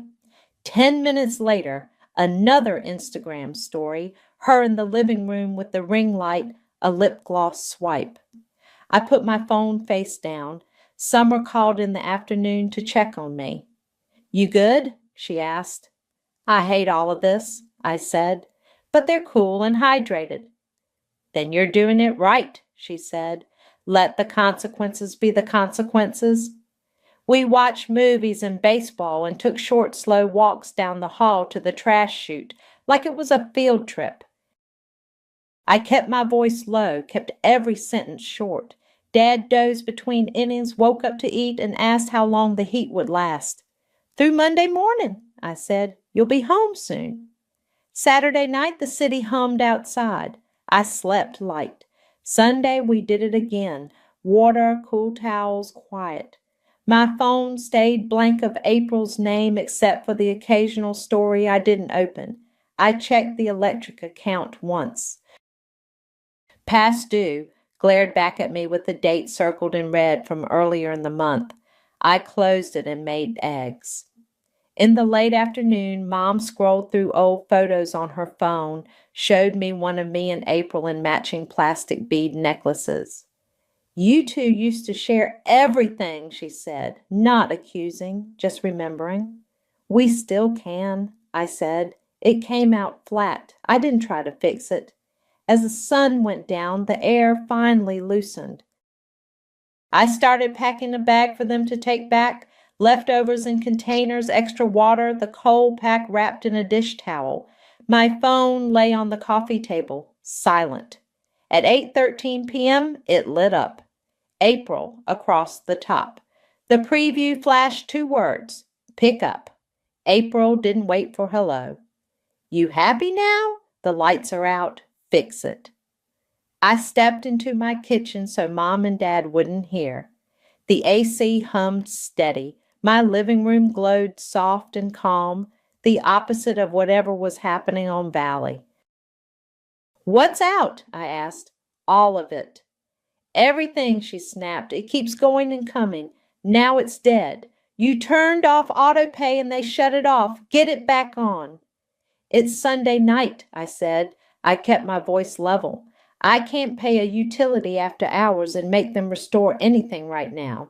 I'll help in the morning after the overdue is paid and we sign a cost-sharing agreement. I emailed you the template. You're unbelievable, she said, laughing once, sharp. You're really going to hold our parents' power hostage to some psycho contract? It's 1 page, I said. Utilities split evenly. No blocking access, no harassment in the family chat. We agree on days I visit, basic stuff. She swore at me, old names from high school thrown like shoes. I said nothing until she ran out. I'll be at the building at 10, I said. We can sign and pay the overdue together. I'll bring the receipt. If you don't want to do that, I'll stick with what I said Friday and file in small claims. Your choice. Heartless, she said, and hung up. My hands shook. I set the phone on the counter and opened my laptop. I added a line to the spreadsheet. July 2nd, 8:13 p.m., reported power out. Call from April, set condition overdue plus agreement. I sent the agreement template to April for real this time, CC'd to myself so I had the timestamp. 1 page, clear. I had written it Saturday morning while Mom napped, borrowed from a roommate agreement online and cut down. I titled it Household Cost Sharing and House Rules and included lines for signatures and initials. Then I opened the court's website, Small Claims. I followed the links to the online filing provider, created the case, entered names and the amount owed, uploaded the receipts and the screenshots, the bills, the $94 pharmacy slip, the don't come around here again. DM, the text with the deadline. I paid the fee with my card. The total with service charges came to $55. The portal spat out a confirmation email with the submission number. Your filing will be reviewed, it said. I exhaled and printed the email anyway, slid it into a manila folder with Gonzalez Small Claims written on the tab. I typed out an email to Daryl with the subject line, Heads up, Airy Process Server. Hi, Daryl. Just a heads up that I filed a small claims case regarding unpaid utilities and groceries for my parents' unit. A process server may come by to serve April tomorrow or this week. I wanted you to know in case they ask you about access or linger near the door. No action needed on your part. Thanks, Valentina, he replied faster than I expected. Got it. Thanks for the heads up. I made tea I didn't want and sat on the couch looking at my parents in their corner nest. Mom scrolling her phone, Dad watching a replay, the fan cutting the air in a patient rhythm. Everything okay? Mom asked without looking up. Just work email, I said. It wasn't a lie. This was the work now. I slept badly. At 7:22 a.m., my phone buzzed with an email. Your document has been accepted. The PDF had a case number stamped at the top, a hearing date 6 weeks out, and instructions for service. I printed 2 copies. I filled out the plaintiff's claim service page and hired a local process server online, a guy with a same-day option for my parents' zip code. I uploaded the stamped claim and typed notes. Respondent lives with parents, usually home in the afternoons. Building manager is Daryl. At 8:05, April called again. So, she demanded, are you fixing it? It's already boiling. I'll meet you at 10 with the agreement, I said. We can go online together and pay the overdue and schedule restoration. Once it's paid, I'll call and see if they can expedite after we sign. You're deranged, she said louder. Mom and Dad are suffering because you want your spreadsheet to feel important. Mom and Dad are with me, I said. It came out before I could stop myself. Silence. Then a scoff. Of course, she said. Great. Keep them. I'll be gone when you get here. You should be there to sign, I said, but she'd already hung up. I added the morning calls to the spreadsheet and packed a neat stack into my tote. Agreement, 2 pens, the stamped claim, a blank receipt pad. At 9:30, the process server texted, on my route, will attempt today. I drove to Valley with the AC on blast, but I didn't go upstairs. I sat in the car and called the electric company. I gave them the account number and confirmed the balance and what it would take to restore if it had been shut off for non-payment. The rep told me they do disconnections weekdays daytime. I noted it. Given the heat, I said, is there any way to expedite once the past due is paid? She said yes, same day or next morning, and I wrote that down too. At 10, I texted April, here, ready to sign and pay. No reply. I waited 15 minutes. A guy pushed a dolly past my bumper. A toddler cried somewhere. I left a copy of the agreement with Daryl in an envelope with April's name. If she asks, I said. He shrugged. Paper works, he said. Back at my apartment, Mom and Dad were watching a cooking show. I made lunch. My phone stayed flatline quiet until 2:41 p.m. The family chat pinged. A photo filled the screen. Paper taped across my parents' door, my case number in bold at the top, the court seal visible like a stamp on a passport. April, really? You took us to court? My stomach flipped, but my hands didn't shake. I opened my folder, pulled out my copy, and typed 3 sentences. April, you took us to court? In the family chat, right under the photo of the paper taped across the door with my case number stamped at the top, I kept my reply to 3 sentences. Me, balance due is $1,100 plus the $55 filing fee. We'll sign the cost-sharing agreement and pay the overdue today. I can meet at 5 p.m. In the lobby by the mailboxes, a dot pulsed and stopped. Mom texted me separately a second later. Mom, can this be fixed today? Me, yes, once April pays the overdue and we sign. Mom, okay. I took a picture of my message, saved it in the folder, then grabbed my tote. Mom and Dad were still on my pullout, lights low, a cooking show on mute now. I'm going out for a bit, I said. There's soup in the fridge. Dad lifted a hand without looking away from the screen. Mom nodded, searching my face. Be careful, she said, like I was walking into weather. The building was hotter than when I'd sat outside earlier. I pushed through the front door at 4:50 and found Daryl leaning over the bulletin board with a stack of new flyers.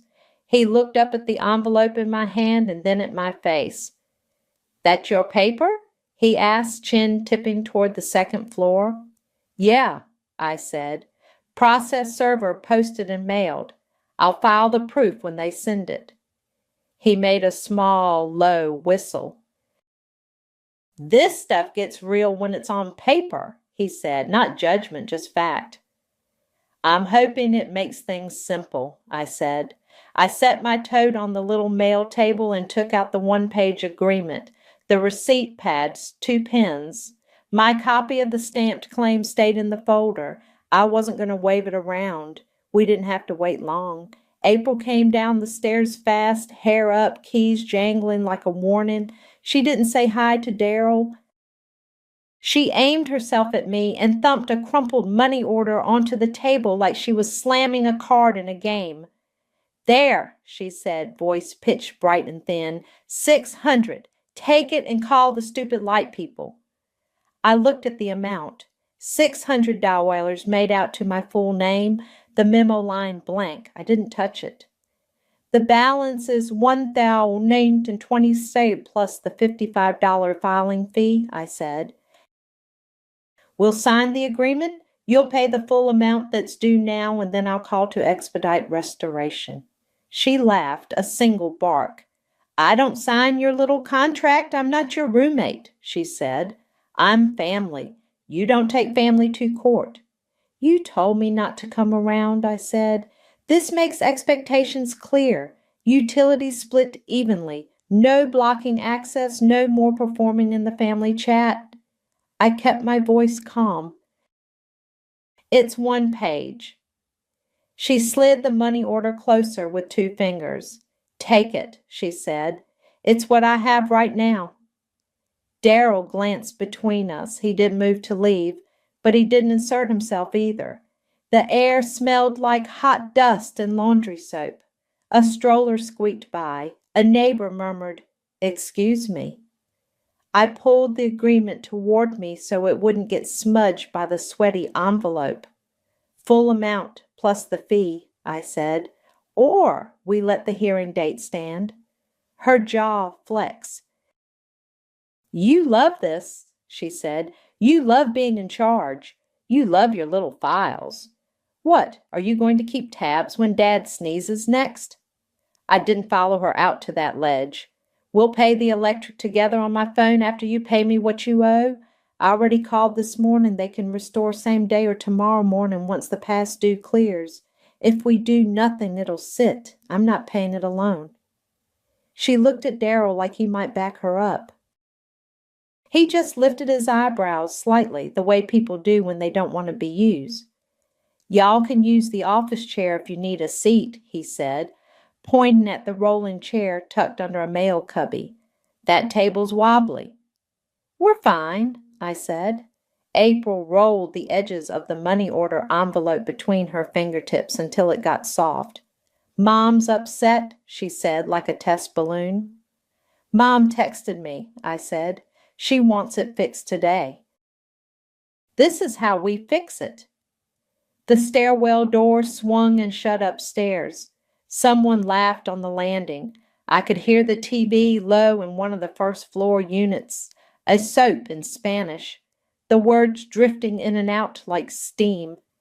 April leaned her hip against the table and stared at me. "So, if I hand you this," she said, tapping the $600, "you won't call?" "I won't accept a partial," I said.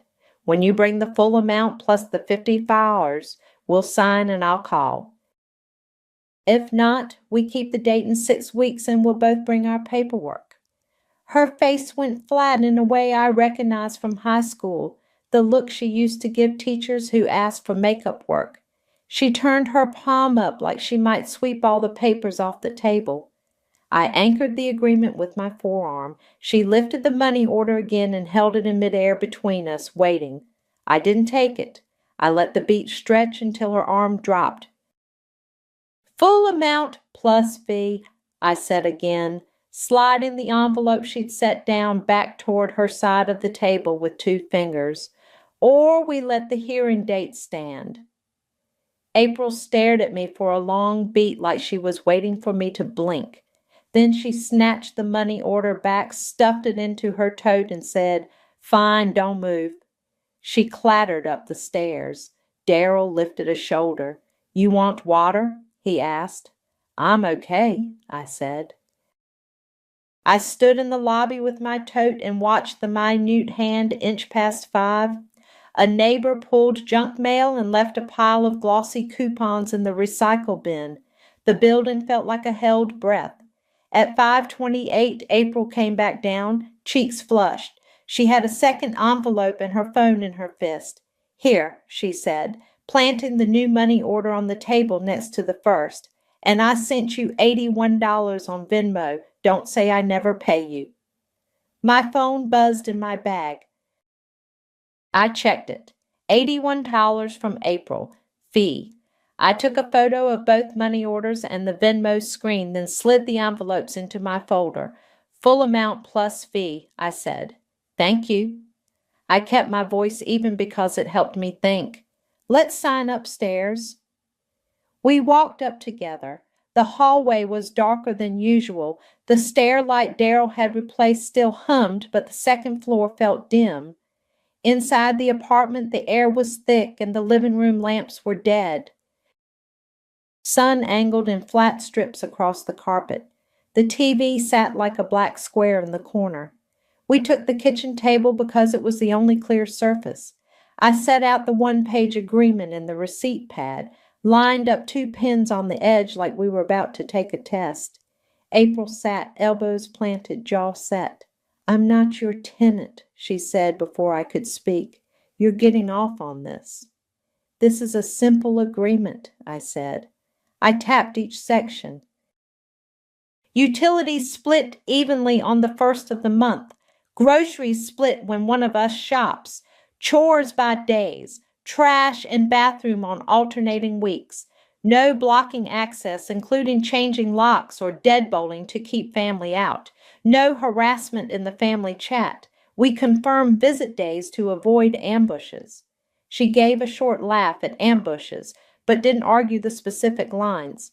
"You want control," she said. "You're punishing me." "I want clarity," I said. "I'm done being unclear." She looked up at me then without a joke, for the first time in weeks. I held her gaze and didn't feel the quiet. The heat made the kitchen smell like dish soap and dust. Darryl stepped in the doorway and knocked on the frame with his knuckles like a doorbell. "You folks need a witness?" he asked. "For signatures. I can put a copy in the building file if you want. Helps me when people come to me about things." "That would be good," I said. I handed him a third pen. He leaned against the doorway, not too close, and watched us sign. I initialed the bottom of the page where it said, "All parties agree to the above." April stared at the line with her name on it like it was written in another language, then scrawled and set the pen down too hard. "Initial each clause," I said, "so we don't argue the details later." She rolled her eyes but did it, quick flicks of ink beside each bullet. Utilities, groceries, chores, access, chat. I signed too. Darryl printed his name under witness. He clicked his pen shut and nodded. "Slide me a copy and I'll note it on your unit log," he said. "Not binding on the lease, just helps." I took a photo of each page before I split the originals. I handed April a copy and the receipt I filled out. Received from April, $1.120 toward shared household costs, $55 filing fee. I dated it and signed. She took it like it might bite. "Now we pay the electric," I said, opening the app. The balance glared red. I tapped Pay Past Due, entered my card info, and hit Submit. A green check appeared. I called the number I'd saved from the morning. "Payment posted." The rep said after the account verification, "Given the weather, we'll push same-day restoration. Could be within a couple hours." "Thank you," I said. I repeated it so April could hear. They said within a couple hours. She leaned back and blew out a breath she'd been holding. "You're unbelievable," she muttered, not quite under her breath. "I'm done being unclear," I said. I put the pen back in my tote and stood. "I'll bring Mom and Dad back tomorrow morning when it's cooler." She flinched like I'd flicked water at her. "Don't make this about me keeping them." she said, defensive again, the edge sharpening. It's about the heat, I said, and the bills. We just set both right. Darrell took his copy and tucked it into a plastic sleeve. Call me if you need the stairwell fan, he said, a neutral kindness, and vanished down the hall. We sat for a few minutes without talking. The apartment ticked and settled. Somewhere a neighbor laughed. Sweat slid down my shoulder and cooled. Then, faint at first, the fridge gave a small shudder. The digital clock on the stove blinked 12 truth. April's eyes flicked up. A hum rolled through the walls, the sound of the building waking up in pieces. Looks like they pushed it through, I said, more to the room than to her. She stood without looking at me and turned the living room lamp off and on, as if she needed to see it obey. Light pooled on the worn rug. She looked smaller in it. I gathered my folder and slid my copy of the agreement in behind the receipts. The key on my ring knocked against the table as I lifted my tote. It made a soft, ordinary sound. For utilities, first of the month, I said. You can put it on a calendar. I know how to use a calendar, she snapped, but the bite had dulled. She stared past me at the humming fridge. I didn't stay to smooth anything else. I walked out past the taped paper on the door, my case number staring back, and down the stairs into the slower, cooler evening. For once the lights were on, and I didn't feel like the one keeping them that way. I brought Mom and Dad back Tuesday morning. The air had finally loosened. The hallway didn't press into your skin. The paper with my case number was still taped across the door, curling at the corners.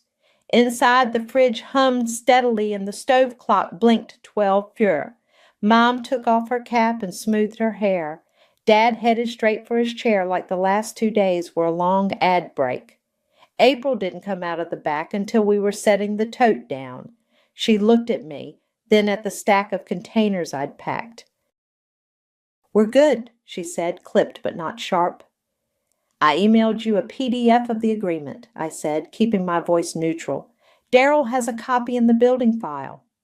She gave a non-committal shrug. No jokes, no eye roll. Progress in my family can look small. On my way out, I pulled the paper from the door, folded it, and slid it into my folder. Back at my place, I e-filed a dismissal on the small claims case and attached a note. Paid in full, agreement signed. The court emailed back a stamped dismissal an hour later. I printed it and filed it under the signed agreement and the receipt April had grabbed like it was hot. The days slipped into a pattern that felt like breathing normally. I left autopay off on the utility accounts and set 2 calendar reminders for the first of the month. Electric internet due today and text receipt to April. We agreed in writing that I'd send a photo of the bill totals and she'd Venmo her half by end of day. On the 1st, my phone would buzz. X from April. Sometimes it was 9:58 p.m., a few minutes before the day ticked over. No emojis, just the amount. I'd marked the paid by April column in the spreadsheet and dropped the receipt into the folder. Groceries got simpler, too. If I stopped by Vaughn's, I texted the receipt when I got home, and she sent half within a day. No commentary, no LOL relax. If she did a Costco run, she'd snap the total, and I'd Venmo my share. We didn't discuss brands. We didn't need to. The family chat went back to being about small, ordinary things. Mom posted a photo of a stew with bay leaves peeking out, wrote, "Too salty?" And Dad sent a thumbs up. He found an old picture of me and April in plastic bead necklaces and posted it with, "Remember?" No captions about bills followed, no screenshots, no bill police. April added a photo of the apartment plant she'd repotted, a captionless leaf in the light. It felt like a truce made out of quieter words. I kept my key and used it the way we'd agreed. I texted, "Coming by today around 6, and walked in at 6:05 if no one answered. No deadbolt games. If April was there, she nodded and kept going. We kept the conversation short, domestic. Trash goes out on Thursdays. Bathroom's mine this week. If a chore slipped, the agreement was there on paper. We didn't relitigate it with tone. Dad's refill came due again near the end of July. I set a reminder 3 days before, called the pharmacy, and picked it up after work. I sent April the receipt photo with the total, same as last time. She paid her half before I got home. Mom sent me a thank you text with a heart, then brought me a container of that stew the next day and left it under Daryl's desk with my name on it because she refuses to show up empty-handed, even for her own kid. The internet stayed on. No mysterious midnight outages because someone wanted attention or to make a point. When service hiccuped for 5 minutes one night, April posted to the building page and then texted me, "Spectrum's down in the area," a rare practical sentence. We both went back to our evenings. Summer and I ate lunch on a bench under a scraggly tree outside the office one day. "How's it going?" she asked. "Quiet," I said. "Bills are boring like they should be." "Look at you," she said, bumping my shoulder. "Clear, not cruel." "Clear," I repeated. It felt right in my mouth. By the first week of August, the spreadsheet looked different. The paid by April column had check marks instead of blank spaces. The notes column had entries like "Visit Wed, 5:07 p.m., left on time." The house rules PDF sat in the folder with our initials blinking up at me whenever I opened it, a reminder that I didn't imagine any of this. One evening, I stopped by for a scheduled visit. Dad was in his chair with the game on low. I put his pills in the tray, checked the water glass, sat for a while without saying much. At 7 on the dot, I stood and grabbed my tote. "You keeping receipts on me?" he said, half a grin pulling at his mouth. "Always," I said. He chuckled. The word didn't sting anymore. It meant care now, not control. On my way out, Daryl was wedging a new notice into the plastic sleeve by the mailboxes about parking lot resurfacing. "How's everything?" he asked. "Orderly," I said. He nodded. "Paper helps," he said. It did. I locked my door behind me in Glendale a bit later and set my key ring on the table. The brass key to my parents' place flashed in the lamplight. It didn't feel like a ticket to fights anymore. It felt like what it had always been, a way in when I was welcome, a way out when I needed to leave.